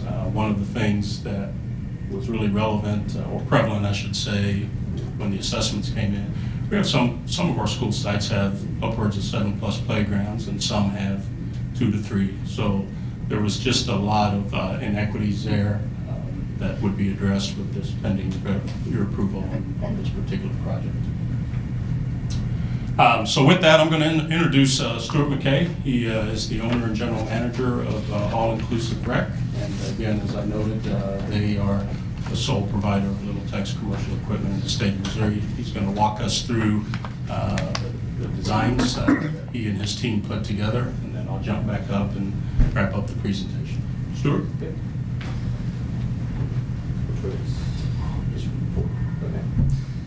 Good evening, board. Dr. Bertrand, appreciate your time and the opportunity to present this today. As we went through each of the schools and looked at what was currently there, and then obviously what we were looking to try and achieve with Mr. Stusser's guidance. We've gone through each school. Some of the schools will get a total rebuild, some of the schools will get partial, and some of the schools will pretty much just get new surfacing because they've already got new playground equipment on site. So Becky David, the area for the K through 2 needs total rebuild. They have many issues there, including drainage, surfacing, equipment that doesn't really meet the satisfy the age groups that they've got there. So we're going to be doing a total rebuild for the K through 2, make sure it meets all the requirements for ADA, which it doesn't do quite right now. Add new equipment to the area, custom designed with the principal's input. In fact, we worked directly with the principal on this one because it was a little bit different from all the rest of the projects, all the way down to the colors. That design right there is what she approved. Add drainage to both this area and the existing 3 through 5 grade, because there's lots of drainage issues with that currently. And then new surfacing for both areas. And that larger area is about 10,500 square feet of surfacing. Cosley, so I'll get that. It took me a while to get this one pronounced right. So, in fact, my whole team calls it, I think we've got 6 different ways of pronouncing this. So the scope for this school is remove all the equipment that they currently have. Currently it doesn't meet ADA, it sits on a slope that's well above what's required for ADA requirements. It's a loose fill material, so it's all flushing downhill basically. There's some major issues within that playground area. So we're going to replace all the equipment. We're replacing the 3rd through 5th grade with option number 2. 2. We're putting in a modified inclusive playground, so fully inclusive, fully ramped. We're going to be putting that in for the K through 2 area. And then they also have a small area for children with special needs. And we're going to be replacing that equipment as well.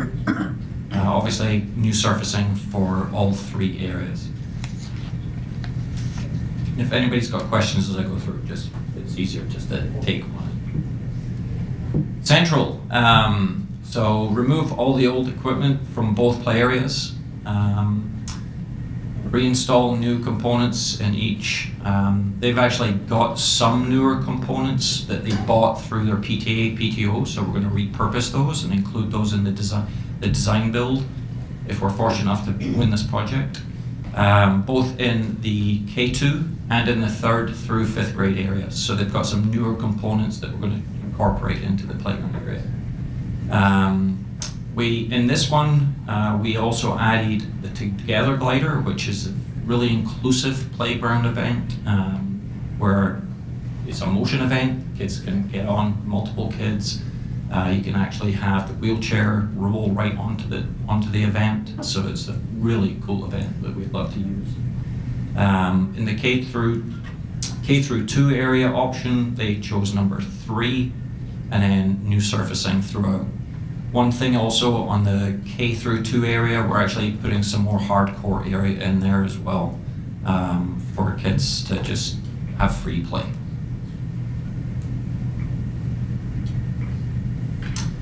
Daniel Boone. We're replacing the 2 main playgrounds that they have. They just actually purchased new swings last year, so those were installed just recently and we'll surface around those. The main swings for the area for 3rd through 5th grade, those are currently in engineered wood surfacing, so we're going to resurface those, and then we're going to replace both playgrounds.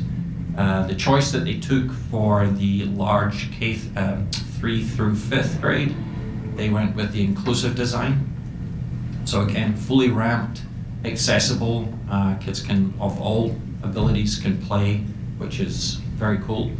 And then for the K through 2, they went with option number 3.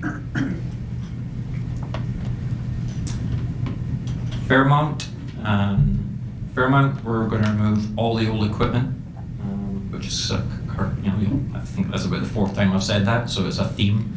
We're going to add new equipment, option number 1 for the 3 through 5th grade.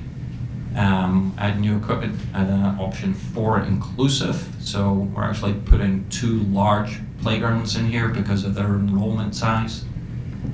They also have a special needs area that we're going to replace replace all the equipment there and new surfacing.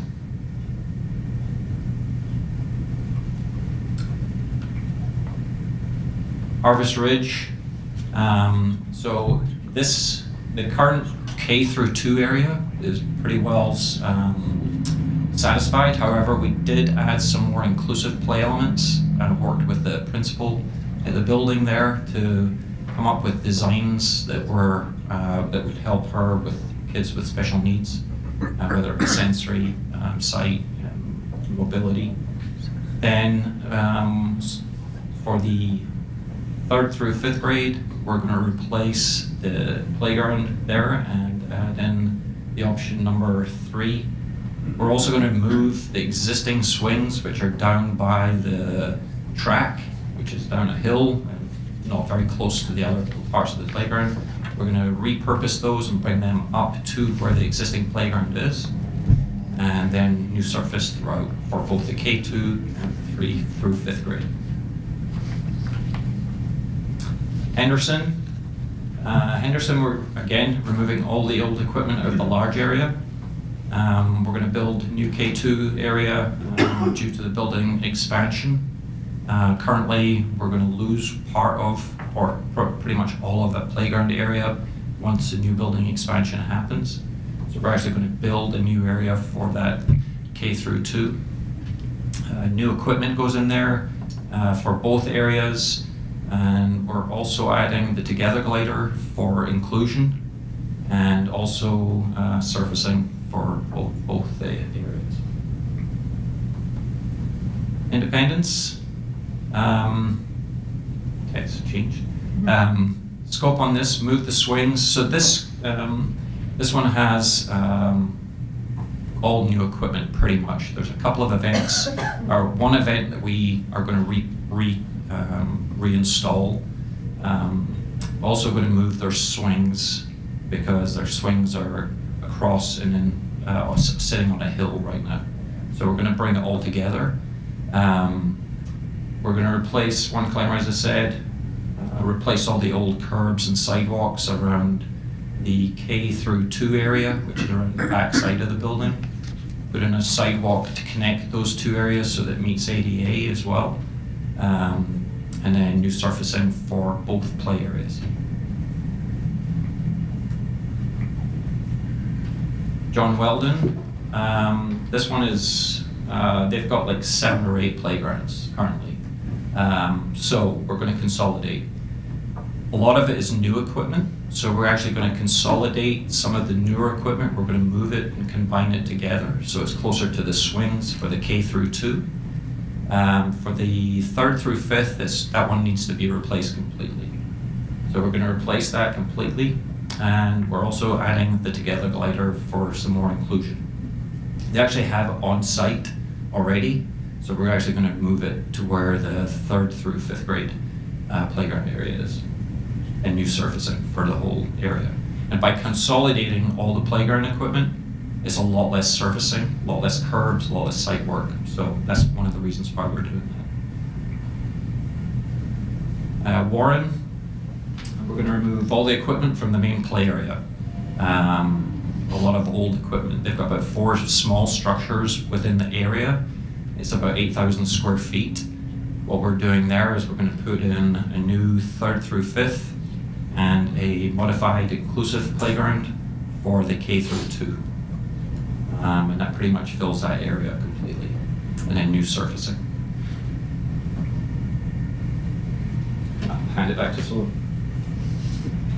Thank you, sir. So with that, lands us to the recommendation here. So the administration recommends approving all-inclusive rec to provide equipment and labor for the demolition and installation of playground equipment and land design to provide materials and labor for surfacing, site work, and drainage for a total cost of $5,846,315.46.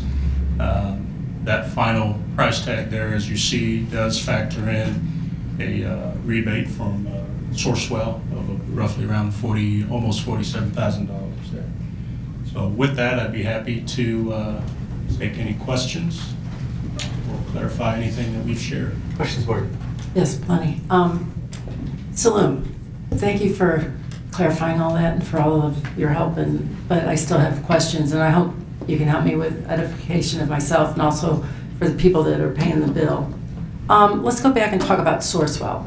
So my understanding is Sourcewell is a clearinghouse for vendors, that's right? I mean, they send in... It's a purchasing cooperative, just like the interlocal purchasing system, also known as TIPS. Okay, and in that purchasing cooperative, is it typically manufacturers or is it companies that are going to build, like...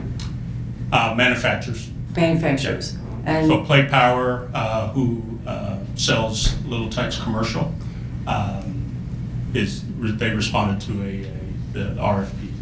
Okay. So how do we choose which manufacturer? We just go to Sourcewell and say you're number one, and so you get... Well, there's a lot of different criteria. Obviously, we shared kind of what that purchasing cooperative, what they do to vet, but physically an RFP is issued, and those that are interested, no different than if we issued a bid package, we would have vendors or contractors interested in that work. So they received all those bids, and with the criteria that we shared. Wait, I'm sorry. Who's they? They received. They being Sourcewell. Okay. Yeah. Okay. So as I shared earlier, they issued an RFP. 25 manufacturers, for lack of better terms, responded to that RFP, and Little Tikes also Play Power, which is that sells Little Tikes equipment, was selected number one. So we actually do ask for a bid we ask for bids for this $5.8 million, correct? Through the Sourcewell contract. Through the Sourcewell contract. Okay, so how many bids did we get back? So Sourcewell received 25 respondents to their RFP, and through their grading criteria that we shared with you earlier,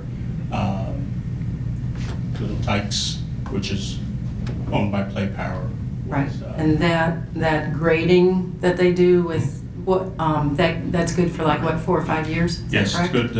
It's a 4-year contract, and out of a possible 1,000 points, Play Power received 872, which gave them the number one ranking.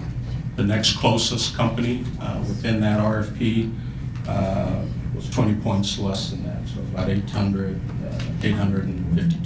Okay.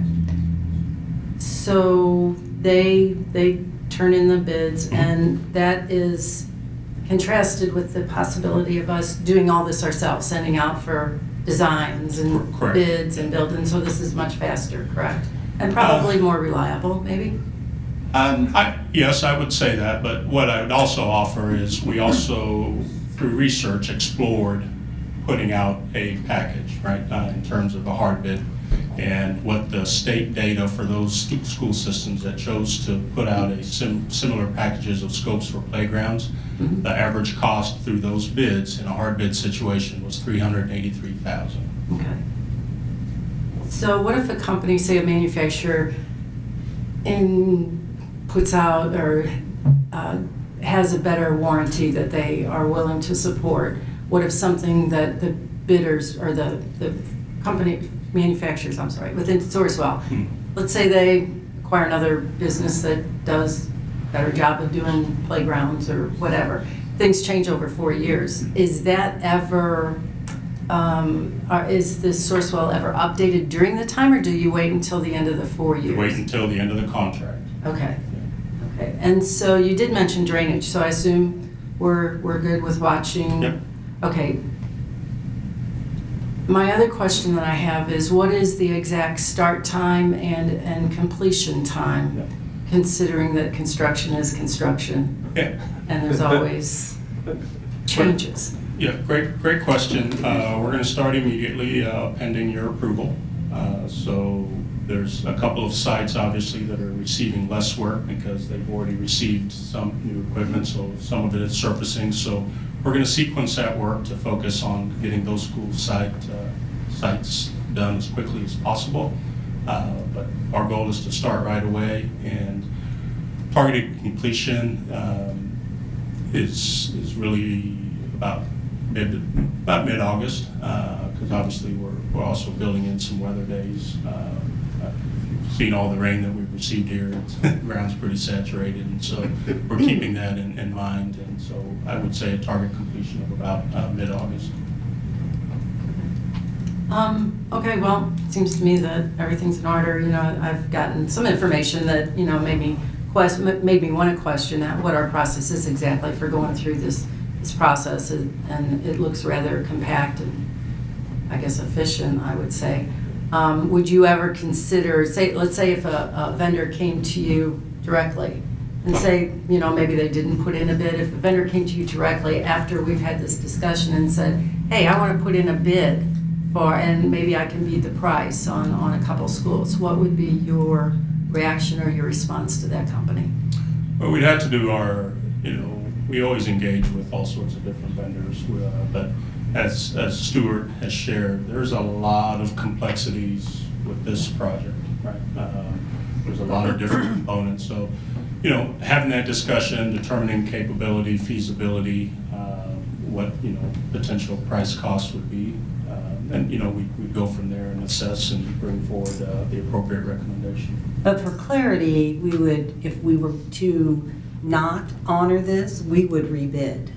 We would have to rebid to consider another vendor's offer. Would you rebid to Sourcewell, or would you just rebid? Well, we would still have the option to still honor the Sourcewell process. We could rebid and reject all of those bids if they came in higher.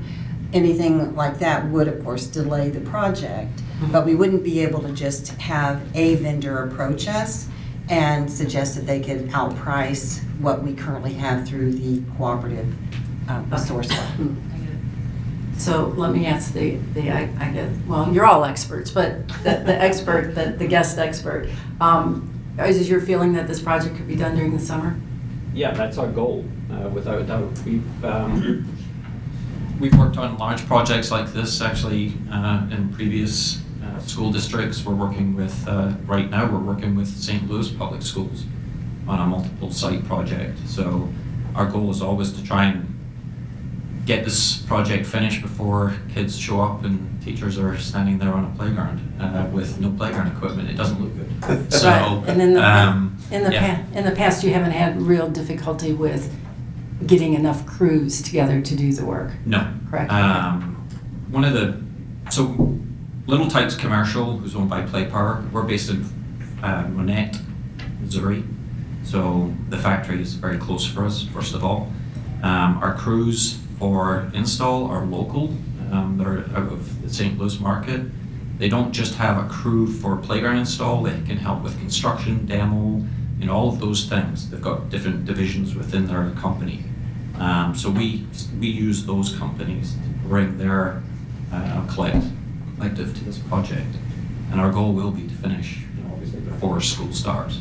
Okay. So, yeah. Thank you. It's been very enlightening. Thank you for all your help, Salome. Yeah, no problem. And just for additional clarity there also, we did, you know, the magnitude and sheer size of the work respect to these playgrounds. We did talk to 4 different installers that, you know, specialize in playground installation and demo, and only 2 had the capacity and capability to even perform this work. And those are the 2 that we brought forward. And the reason they have the capacity is they've got, within their organizations, they've got different divisions. They've got a playground, and then they've also got a construction division that will help leverage the resources needed to be able to complete this work. Thank you very much for your answers. No problem. So what would be the concept then of, would it be from, say, for instance, just from the way the schools are listed, from Daniel Boone to Weldon, just complete them in a phase? go from school to school to school? Yeah, the strategy is going to be to address those that have the smallest scopes quickly, and then focus on the demo will start all the way across the district. But then from a surfacing standpoint, as Mr. McKay had shared, there's a couple of sites like Independence that really has very little from playground equipment, as their parent-teacher organization has been generous over the years by contributing and fundraising for equipment. So the strategy is to address the low-lying fruit quickly and then focus on the bigger scopes simultaneously. So how long of a schedule are you talking, start to finish?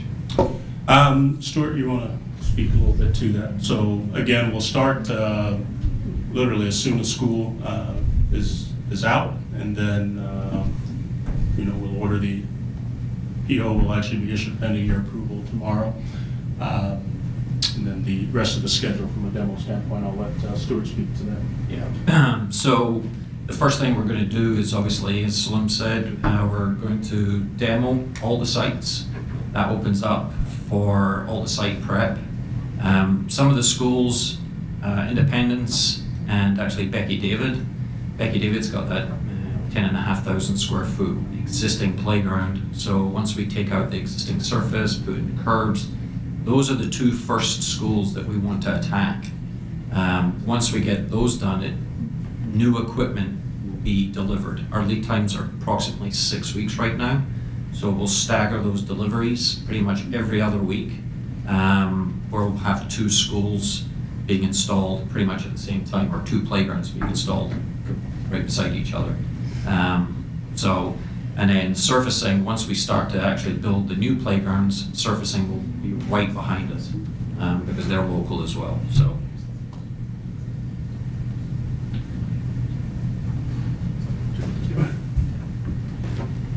We are lucky to have a playground expert with us today. And I was about to ask her. Do you want to share with us? She was sharing with me that she was at Fairmount before Sager, and I thought she would be able to share her experience with the playground there. During my 5th grade year at Fairmount, they completely redid 3 of the 4 playgrounds. I'm glad they did, because giving us students more exciting and fun playgrounds caused us to want to be at school all the time. And with them redoing the playgrounds, it was really good, because some of our playgrounds started to break and chip, which was causing a lot of safety hazards.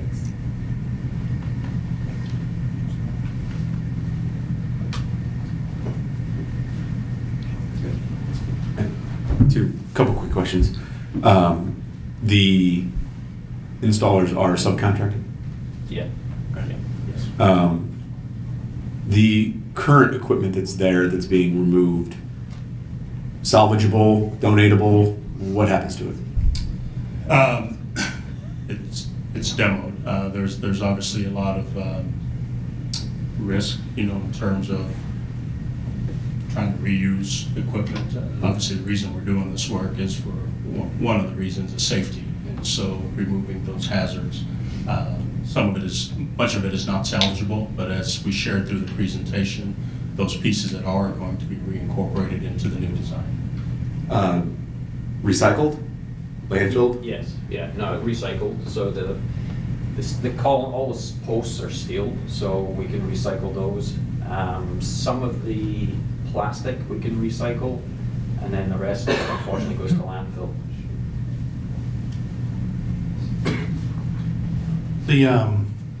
Will this project get rid of all the mulch playgrounds we have in the district then, and we'll be all turf now? That is correct. Our grounds team is going to be very happy. We spend considerable resources, annually from a labor and also just a financial standpoint, trying to level those surfaces out. We do receive a high number of complaints from our patrons that may have a student who is in a wheelchair that they can't access, and so we receive work orders, and we go out, purchase 2 truckloads of mulch, level it out, just for a monsoon rain to come through and wash all the work that we did. So it'll eliminate a lot of that labor-intensive work for our grounds team.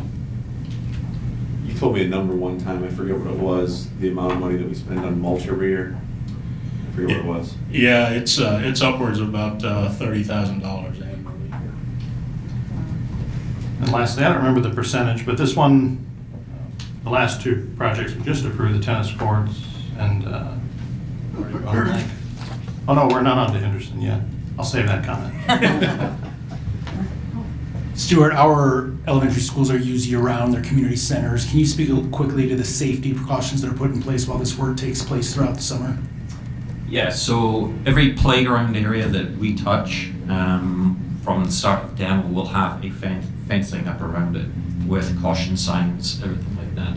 Once we get to the surfacing going in and actually being able to open up, we'd obviously let everybody know that that playground would be safe to get onto and play on. But right up until that moment, we keep it closed with a fence around it. So That actually raises another question. I mentioned subcontractors before. That, I'm assuming, is the job of your company to go solicit these subcontractors. Do you have any type, our kids are there, to Dr. Rump's point, safety of the kids is paramount. What process do you have to ensure that the subcontractors are vetted criminally, whatever? Yeah, so that's a great question. So, from a school district standpoint, anybody that is working on any one of our projects undergoes a background check. Okay, and so depending on what that background check yields from an information standpoint, we reserve the right to have an individual removed from the project. And so that's kind of how that process works. Through us, but what about through them? Well, they submit those background checks to us. Okay. Yeah. All right, I'm going to take the ability to call the question here. Well, we're going to motion to approve the district-wide elementary playgrounds. All those in favor, say aye. Aye. All those opposed, say no. Ayes have it. Our board would like a motion to approve the Henderson Elementary additions and renovation bid package as presented. Thank you. Again, very simple. One second. Mr. Stutzer, second. Ponder. All right. Mr. Stutzer. Okay, thank you. So again, very similar format to the two previous presentations here for consideration. So Henderson addition and renovation, we opened bids. We had a bid opening. I'll talk about the results, talk about the phasing schedule, and then get to the recommendation. So we opened bids, the date slips my mind right now, but here in about the last couple of weeks here. And we had 3 bids that were received. Lalo Corporation, Wright Construction Services, and Lanco Construction Services. Lalo Corporation was the lowest responsible there. On bid day, their number was $16,901,652. The 2 other bids, the lowest bid were 0.3% and 2.71. This is the phasing schedule pending your approval, and I know it's really hard to see there, so I'm going to try to kind of walk you through it. So this summer, we concentrate in the hallways, go ahead and remove all that work and start running all of the mechanical branches, systems that are going to provide the new heating and cooling system for the building. And then also this summer, kind of the green area there, we're going to start working kind of above ceiling and running all the necessary MEP work in that area. And then during the academic year, we're going to take advantage of breaks during the purple area, do the same thing that we were doing in the green highlighted area, just doing above ceiling work there. Simultaneously during this time, obviously we're doing 2 additions with the classroom wing addition and the gym. That work will start kind of early to late fall and will continue taking place up until completion. Just we have to get creative, obviously, because this is a active instructional site and we have to take opportunity of the windows of time.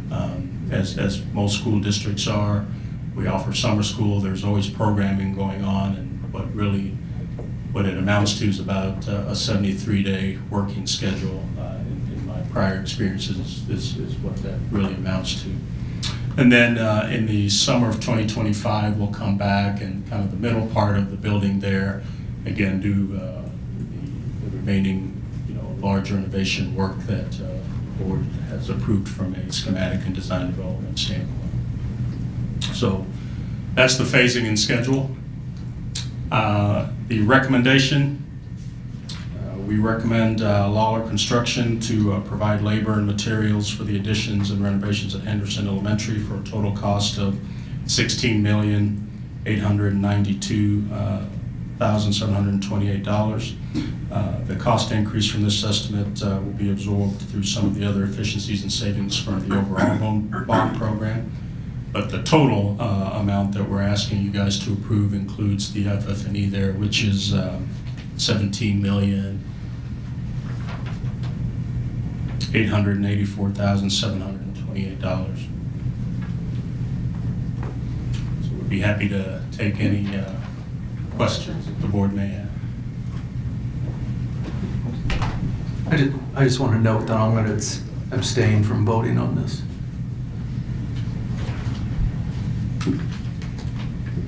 The comment I was going to make on the prior motion, this one is, we have here in the memo 1.35% higher than our current budget estimate. I do want to point out the last two motions we did, the tennis courts, the playgrounds, were substantially under the estimate. So I think as a net here on Prop S, these three Prop S motions, we are under our estimate, which is always a good thing to start tracking as we start spending down that fund. So that's the only comment I had on this one. And I'll ask for the very last time, did we get that storage area put in behind the, I think it was the cafeteria or the gym? So we do where there have was stuffed chairs. Yep, we do have a pretty comprehensive, I say comprehensive, we have a decent sized storage area as part of the gym addition that will allow the building to be able to store chairs, supplies, and other things, and get them out of the hallway. I think the hallway that you're talking about connects to the Learning Commons, where there's a stack of chairs and tables consistently. Thank you. Other questions, board? All right, all those in favor say aye. Aye. All those opposed say no. Ayes have it. All right, up next we have a literacy update from Dr. Sheets.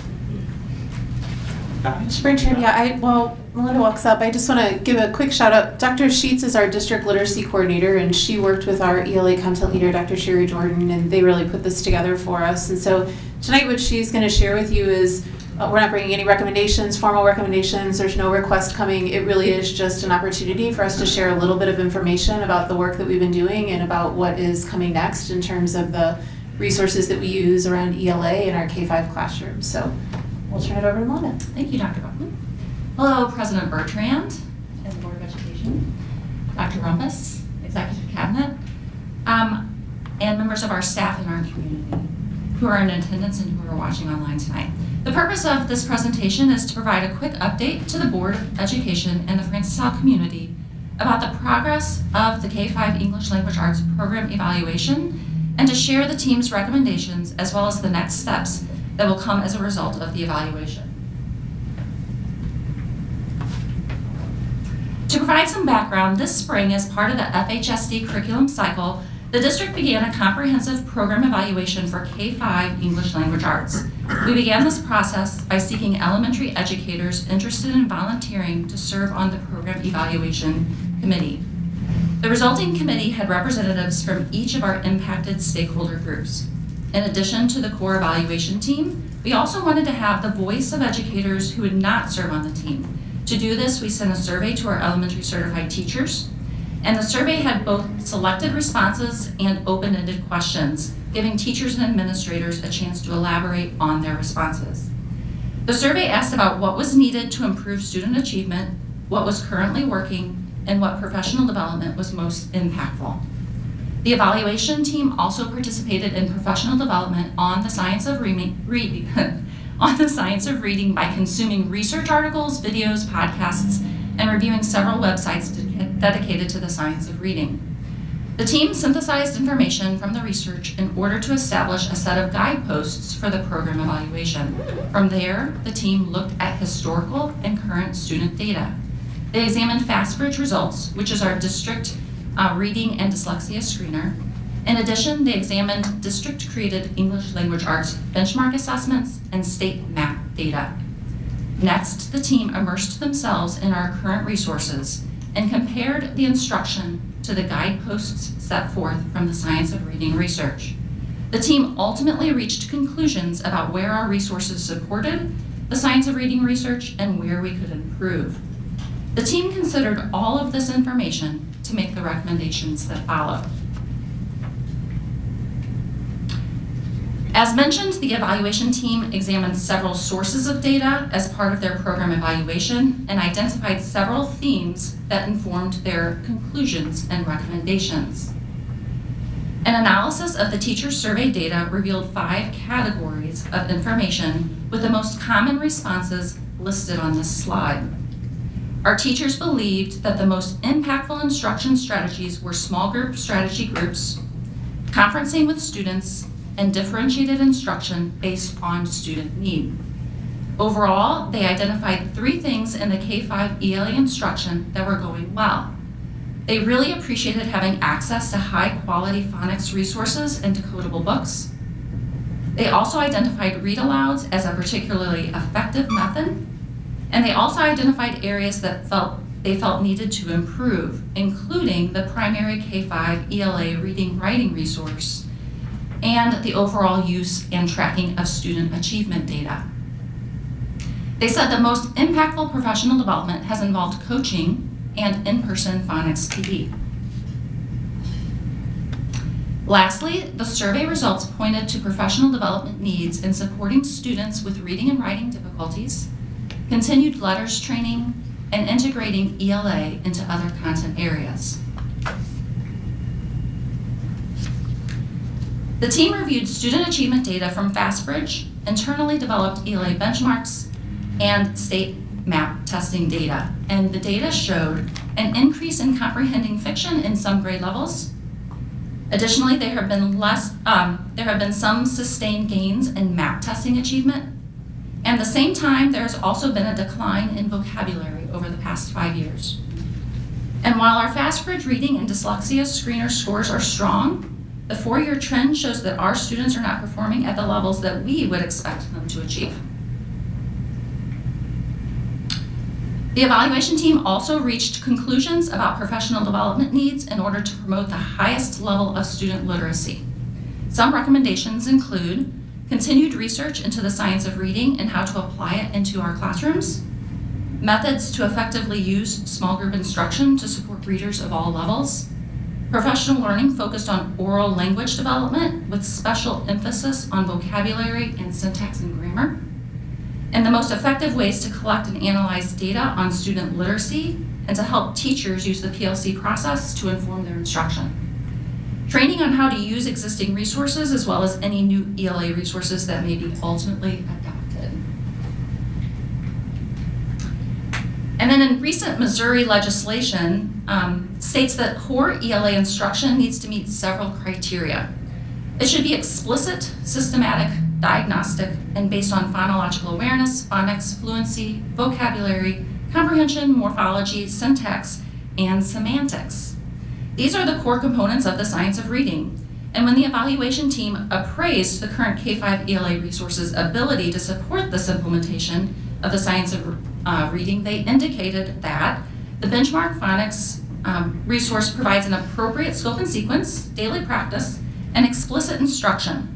Our phonics program is very strong, but it does have room for improvement, including providing the rules and generalizations for reading and spelling, as well as more purposeful instruction in phonological awareness. An additional request is to have increased access to more decodable books. The Patterns of Power resource, which is one of the district's grammar resources, also has an appropriate scope and sequence, and teachers have been provided the resource and find value in it, but they really do need professional development on its implementation. The Teachers College Units of Study for Reading and Writing provide good guidance on the gradual release model, which includes modeling, guided practice, and independent practice, It also provides a good progression of skills to scaffold student learning. However, it could benefit from more differentiation, higher levels of explicit instruction, and skill transfer. Additionally, handwriting instruction needs to become part of the regular daily routine. Teachers need guidance on how to instruct students on handwriting and cursive. The evaluation team has thus made the following recommendations to the district. First, the team recommends keeping the current grammar resource and providing training around it on its implementation. This is the resource that the board approved for implementation for this school year. Second, the team recommended keeping the current phonics resource because it does a good job of helping teachers implement the science of reading around phonics.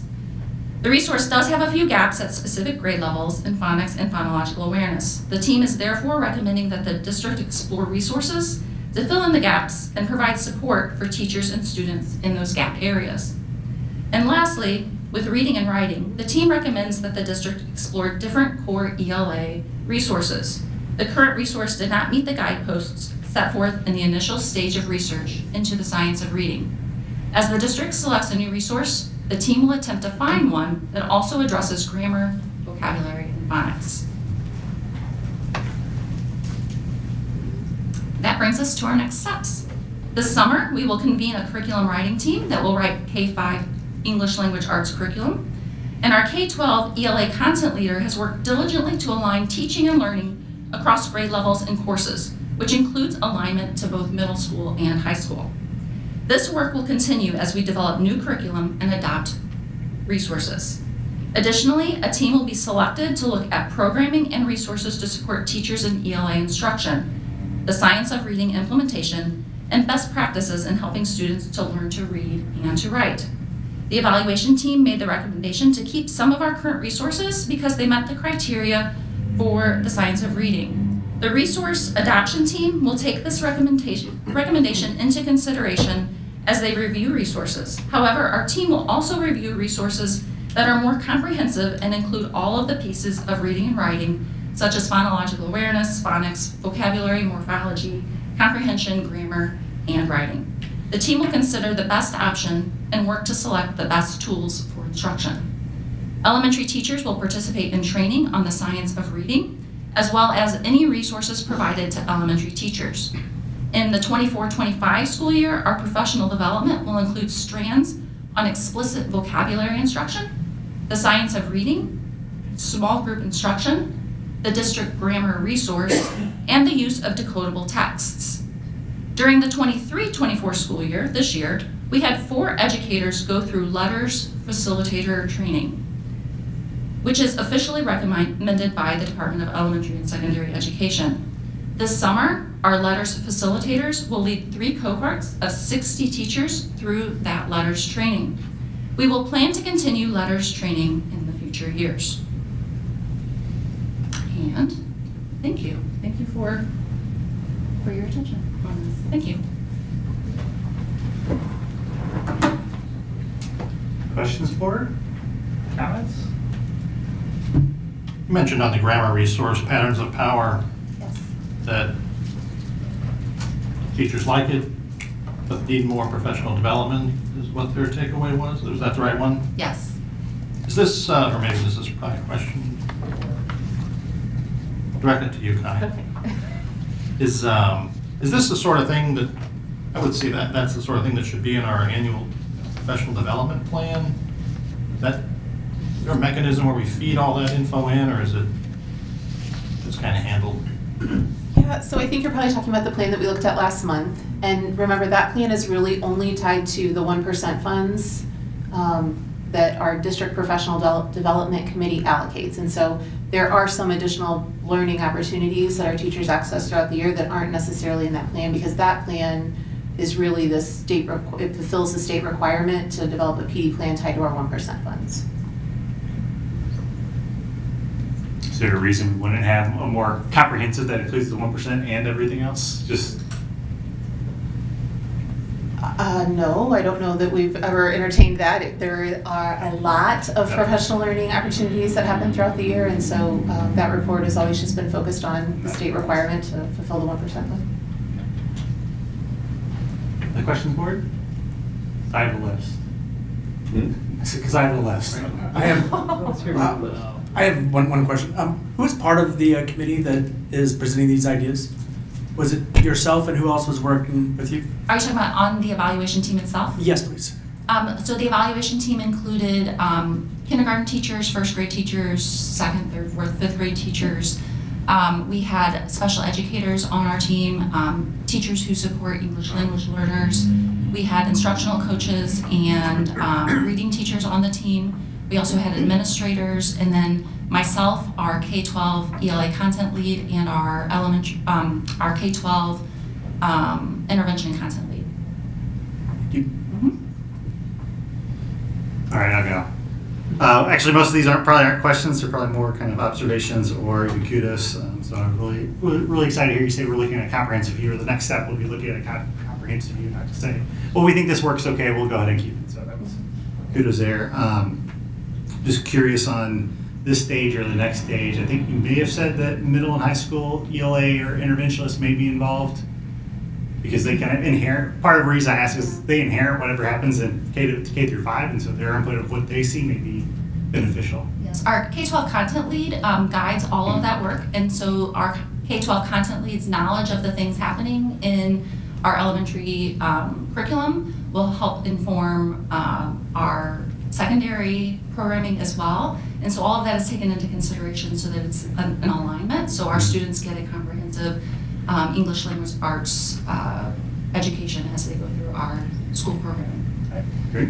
And then as far as like third parties, have we thought about like reaching out to like, we have Churchill in St. Louis, who's a great reading school, like getting their thoughts or what they use or their background, and they're using it, trying to leverage some of their knowledge or any other third parties? I have considered tapping into their resources for some of the learning platforms that they have. So they offer some learning for families and for educators. So I've been considering advertising that so that more of our families and our staff can participate. But we have not, as far as collaborated with them on our program, we have not done that. Okay.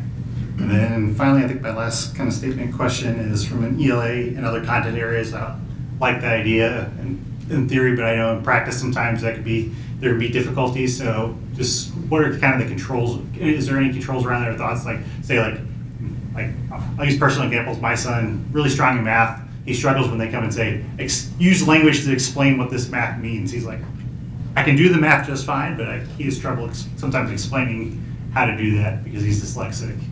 So what kind of caution, or how do you bridge those gaps when trying to bring that into other content areas? Yes, so part of it is that language development that I had mentioned in one of the slides, and that is explicit vocabulary instruction, explicit grammar instruction on how words work together in order to convey a message, both of which we are going to provide some learning around and hopefully be able to provide some resources for our teachers in the future. Okay, thank you. You're welcome. Any questions? Yeah, just for simple, but so this isn't the final. There's going to be something to follow with this. I guess I want to know what the end game, the goals, and how you're following up, tracking data, and all that stuff. Yeah, this was really just to see the current resources that they have. Are they meeting our needs, or do we need to explore new resources? And so this summer the team will gather and they'll work on curriculum, and then likely what will follow is in the fall we'll have a team that gathers to look at new resources. And so anytime we make a recommendation anytime we go through the process to write new curriculum, that'll follow the same process as it always does. It'll end up here with you so that you can approve it or give us feedback. And then same with resources, those will come to you for approval eventually when that process gets finished. And then once it's implemented, we're monitoring the data, monitoring the implementation, supporting teachers through the process, just like we would in any content area. So then will that be part of the curriculum process too, is developing a plan for helping develop the teachers at implementing this program? In the professional development? Yeah. Yeah, part of our curriculum cycle work is professional development for our teachers. And then we also have our instructional coaches at our elementary schools that also help teachers put that learning into practice into their classroom. and kind of correct me if I'm wrong, and maybe this will fill Ron's, some of his question is, part of this is kind of the idea of the feedback to say, let's bring the community along, let's bring the board along on the work that's going on, because it's long-term work and it takes time to get there, and kind of showing a little more of that back room, what happens.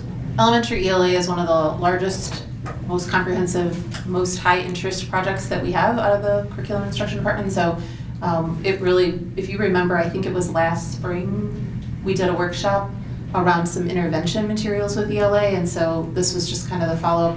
It's just a progress update on where we are.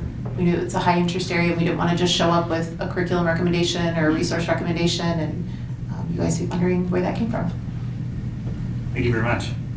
Thanks. All right, next we will welcome Ms. Embry once again to present on budget development. Another riveting topic. I know. Actually, Mr. Myers knows that this is my least favorite presentation, just so you all know. So, but we'll make it through together. So thank you for that. So as you know, I'll skip over that because you are capable of reading. This is our budget development calendar that I show each time for us to recenter. I do need to highlight, there's a little mistake over on the May budget presentation calendar. We originally intended to talk about the self-funded insurance performance of that fund, but because we're bringing you the health recommendation next month, we'll cover all that at the same time. So my apologies for that, and I didn't see it until tonight. So we are continuing down the journey of talking about the funds. So we covered for you the bond fund, the capital projects fund, which is the regular capital, the debt service fund. Now this is all culminating in our operating funds, also known as the general fund and the teacher fund. And that's what mostly pays for our people. So that's what you'll see as we journey forward. But you can see here for all of our funds that we manage, in addition to that self-funded insurance, we have those percentages and dollar amounts indicated for you. And just a reminder, my preference is that we always have the bond funds separated out, and that's how we will always present this to you. And I think I went the wrong way, Jane. Can you go back for me? Thank you. This is a familiar slide for you. It again highlights that when we talk about operating funds, that's supported by the operating levy, in addition to those state and federal and county funds and other local funds. And then the debt service fund is supported exclusively by the debt service levy, and we're providing for you the primary areas of expenditure in that. So now we're drilling down, talking about the general and teacher fund. So it's larger than half of all of our funds that we're managing. This slide provides you with the resources. The fund balance, whatever ends June 30, rolls to June 1, just like your bank account each month. And we have our property tax, Proposition C taxes, and then certainly our food service is a primary driver of revenue in the operating funds. For county, we have state assessed utilities and county interest, and then under state revenue, that would be our basic formula payments, grants, and some other special revenues that we receive. We've talked before about the federal revenue and how ESSER has significantly spiked our revenues for a period of time, but that's coming to a close. So I do want to highlight for you at the bottom of this slide, there's a footnote that says ESSER amount of $5.3 million has been removed from the federal amount, mostly because this is all about setting your minds to prepare for receiving the budget recommendation at the next board meeting. And so this would be more in line with standard revenues. You can see we are highly dependent on our local supporters, and our local revenue is listed at 169 million, with that being nearly 70%, 69.7% of our revenues for operating funds is from our local supporters.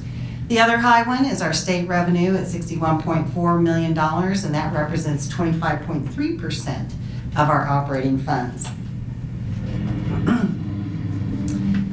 So with regard to expenditures, again, we are a people business, and so most of our expenditures are relative to salary and benefits. We've also listed, for your understanding, some of the reasons that purchase services occur, as well as supplies. And this shows you that view of our expenditure pie chart now. the combined total of salary and benefits is 83.6% of our entire operating fund budget, and that is changing every year. So it always, the denominator of that equation is the total expenditures, and so it moves around. But that's pretty normal. Normally around 80% would be the amount that would be for salary and benefits. So within that, you can see the different percentages of those types. And the salary in total is $145,324,132, and just salary alone is 62%. We do have these 4 units that we engage with through negotiations. As you are aware, I understand that the educational support counselors is actually part of FHEA, so I may have misrepresented that on this slide. I learned that last night during our Finance and Audit Committee meeting. And then we have, in addition to FHEA, we have FISPA and Teamsters providing that service for us. With regard to the salary fund classification, when we think of general fund versus the teacher fund, the general fund is for people without a DESE certificate, and the teacher fund is for people with a DESE certificate. So not only are teachers included in the teacher fund, but also any administrators would be included within that as well. With a certificate, I should qualify. I am paid out of the general fund. Mr. Myers is paid out of the general fund. So when you don't take the teaching or administrator path. If we look at function areas, so again, if you look at the annual report that the Department of Elementary and Secondary Education requires that we submit each year, and that's called the Annual Secretary of the Board Report, but Ms. Hepler has nothing to do with it. It's a financial report that comes out of the Finance Department, and they have us break our expenditures into these 3 primary categories. They're also called function codes within our general ledger structure. And so the 3 categories are instructional in nature, that's the 1,000 range coding. Support services is the 2,000 range coding, and then community services is the 3,000 range coding. And you can see the distribution among those areas. And not surprising, instruction is the largest. That's what we do. This refers to the benefits and taxation, and that's language that I incorporate when I'm talking about it, because oftentimes when people think benefits, they think health insurance, and that's it. But we have required taxation match requirements that we must meet, and that's for matching the public school retirement system at 14.5%, the public education employee retirement system at 6.86%, and then there's the health insurance. And our other required taxes are like any other employer, where we must match FICA and Medicare. So the employee has the deduction, and then we have a match.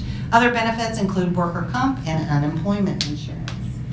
So this slide shows you both a chart and the graph there regarding the benefits by object type. And so again, in compliance with Missouri Department of Elementary and Secondary Education and aligning to the Missouri Financial Accounting Manual that we are all to follow, these are the categories and the object codes of the breakdown of those expenditures. I won't read each one of those to you, but know that it's there, and we can look at that again next month when we compare it.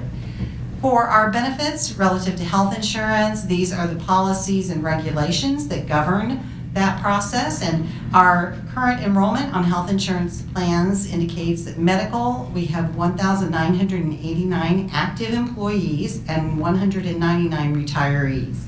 One of the factoids that I'm asking for is how many lives are covered, and that will be part of our information that we share with you moving forward.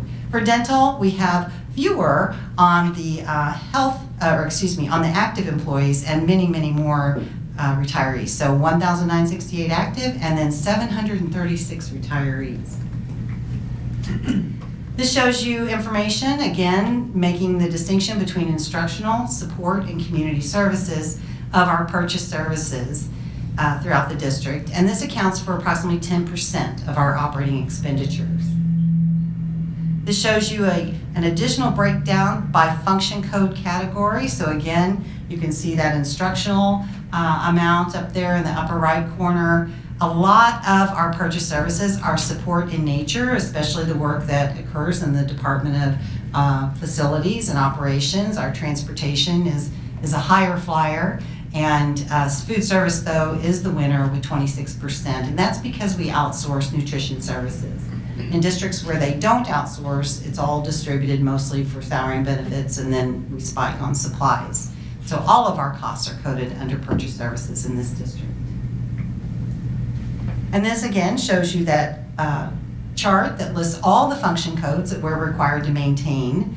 And you can see anywhere from instructional services to there is property insurance, rentals and equipment, water, that type of thing. So those are considered services that we contract out. Supplies, again, that view, and I just noticed that we have just a slight error on that slide that I didn't see before. This is for supplies, it counts for 5.9% of total operating expenses. And again, that division by the function code. And as you can see, our support, again, is the largest portion of those expenditures. And then this provides you, again, the supplies by function. So you can see some instructional areas, operation of plant. As you can see, Mr. Stutzer is spending a lot of money.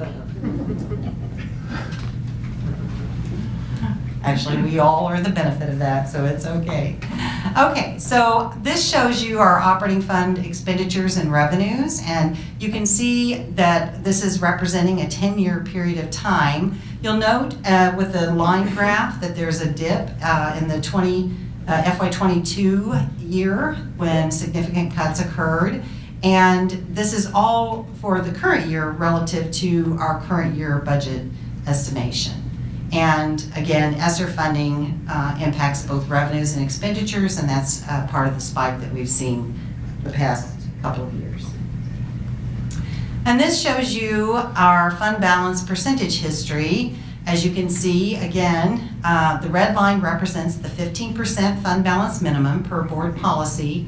You can see that we have hovered above that for a period of time. In that FY21 year, we dropped below 15%, and then action was taken to resolve that and identify how we might increase our fund balance percentage. So fund balance percentage, again, is a measure of the health of the district, but according to statute, you're only considered financially stressed if it's at 3% or below. And all of us are stressed at that point because nobody's getting paid. Okay, that's it. If you have any questions, I'll be happy to answer those. Questions, board? I have one quick question. Yes. On the expenditure slide that you showed, is prop expenditures in that at all, or is that just? No, because this it's is only, operating funds. Only the operating. Yes. That's it. Just one thing. So June is when we approve the budget for the next year. And so hopefully the agenda is light in other areas if possible, so we'd have more time to talk about a big, robust agenda. So we have a big, robust budget. So I'm not sure what the agenda looks like for next month, but it seems as if this is a big, big thing to talk about. So hopefully we have more time set aside for it. We do also do 2 meetings in the month of June specifically for that purpose, to do a first reading, have a discussion, answer questions, and then bring it back at the regular business meeting for approval. Okay, that's good. Thank you. We'll provide you significant information leading up to that. Thank you, Ms. Embry. Now we're at superintendent comments. Thank you, President Bertrand. Lily, are you hanging in there?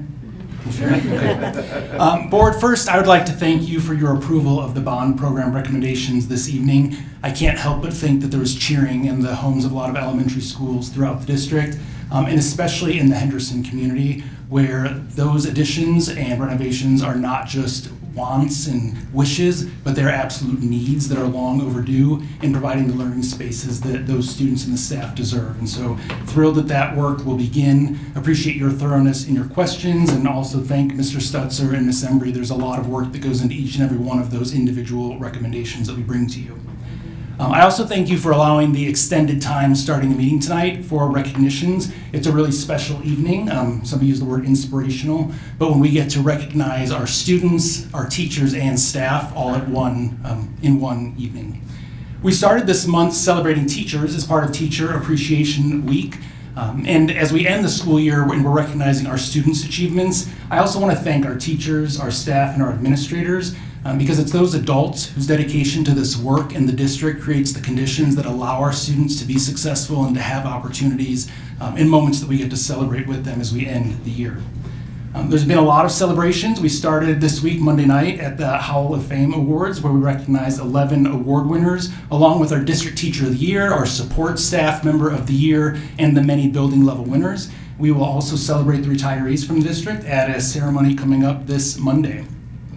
It is hard to believe that we are talking about summer. Our seniors have 3 days left, and then 3 days after that is the last day of school for our students, and for many of our staff who will have a well-deserved break. While we're preparing for graduation ceremonies at the high school level, there's a lot of promotion, award ceremonies, field days, and celebration happening at our elementary and middle schools throughout the district as well. While we celebrated a lot of individuals earlier tonight, I'm also excited to announce that all 3 of our comprehensive high schools were recently named among the best high schools in the state of Missouri by the U.S. News and World Reports this year. All 3 schools, Francis Howell High, Central, and North, are in the top 30 in the state of Missouri, top 30 high schools, which places all 3 of them in the top 5%. And that's an exceptional honor and really speaks to the incredible work happening in all 3 of those buildings each and every day. I know that many of you and many of our patrons have been waiting for the day when they'll get a sneak peek inside the new Francis Howell North, which we are opening at the beginning of the school year. We are planning a grand opening celebration on Saturday, August 24th, which is when the school holds their traditional Black and Gold Day. There will be a formal ribbon cutting and tours available, and we'll be releasing information about that day in the District Digest next week. I'd like to add our team's congratulations to Jordan Fruit. Developing leaders is a hallmark of a high-performing organization, and Ms. Fruit really represents both the type of employee and the leader that we value in this district. We're thrilled that she was honored at the state level for the leader that she is and that she's becoming. I also congratulate Anita Keener for her retirement and 14 years as president of FHEA. While there are and were definitely times we don't agree, she has always been an advocate for teachers, and I do thank her for that. And last, I also want to recognize and thank Dr. Salvo, as this will be her last board meeting with us. As you know, we shared a couple months ago, she has been named the new superintendent of the Wright City School District. She was only with us 1 year, but thank her for her contributions to the district, and we wish her well as she moves into the role. We have a tri-county organization, so she won't be far, and we'll continue to have a professional relationship with her. So congratulations, and thank you. Thank you, Dr. Rumpus. Any Board of Education comments? I had something I wanted to say. As the school year winds down, I would like to publicly thank the administration, the teachers, and staff of our district for the hard work they do every day to ensure that our students receive an outstanding education. During Teacher Appreciation Week, I visited all 23 schools with my husband at the wheel to show my gratitude for our education professionals. I've attended numerous events showcasing our students that would not have been possible without the commitment of our highly skilled district team. It is inspiring to witness their dedication to learning and the caring attitude of these highly skilled individuals. I hope this summer will provide a well-deserved rest and renewal for the entire Francis Howell community. Thank you all. I just want to say, Dr. Rumpus, I know for a fact that you are correct that some of the folks in the district were shedding tears of joy with the addition of the playgrounds. I saw one of the PTO presidents over there wiping tears away as she was pretty much, like I said, elated that this is going through. So you're right. Congratulations to the district. I, as a dad of the district, am excited that we're not going to have to see the pictures of duct tape and things like that on the playground anymore. So I think it's a big win for the district moving forward. So congratulations to everybody. It's fantastic. Yeah, I wanted to say just a few quick things. First thing, Lily, you did a great job. She has a full page of notes because she was paying attention. Very, very good job. And when you go to school tomorrow, you can say that it was your speech that persuaded all of us to approve the vote for the playgrounds. So you can tell everybody that who knows what would have happened if you weren't here. I want to say happy birthday to my now 13-year-old. I now have 2 teenagers. Today's his birthday. I appreciate being part of the Hall of Fame event on Monday, along with Jane and with Carolee as well. And the citizens in our schools had a chance to attend one of those. That is an amazing program, and I appreciate the leadership that went into that. I did want to make one comment, because I feel like 6 months from now, a year from now, the thing that happened the biggest here, as we look back, will be the Senate Bill 727. In preparing ourselves as a board to deal with somewhere around $5 million less per year in a couple of years from now, that's a big challenge for all of us. Carolee and I just got on it. Now we have to handle this. And I just want to name that it's frustrating that the people who are closest to us, the representatives and senators who represent us, are the ones who either carried it through the House or all voted for it, whether it's Representative Richard West, Representative Phil Cristofanelli, Representative Adam Schnelting, Representative Adam Schwadron, Senator Bill Eigel, Senator Nick Schroer. These people have recently become involved in our local politics, endorsing candidates with our elections, and all of them voted in favor of Senate Bill 727, and we all have to deal with the after effects of their vote. And I hope we are able to contact them and ask for them to increase funding by $5 million in some other way. Missouri's 50th in how it funds schools, and some people in Jefferson City just said that was too much. And just want to name publicly that when we start talking about budget issues in June, that we are handcuffed because of something happened in Jefferson City. I just wanted to name that publicly. Just real quick, just so everybody knows too, I got a response to a question because it came up regarding the turf fields at Central as to how much research you guys do into your expenditures. Because it was a topic of conversation. Some injuries happened on that Howell field with the pads, and then your response and your consideration, not including that in the Francis House Central field. I think that's more safety for the players playing the non-contact sports, and I appreciate that consideration.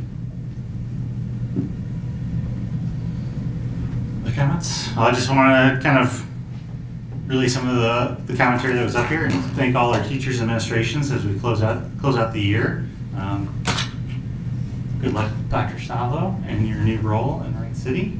I'm sure we'll hear stuff as things move on, as always. You and Kim will share ideas. But thanks everybody for all your hard work as we close out the year. Board, like a motion to.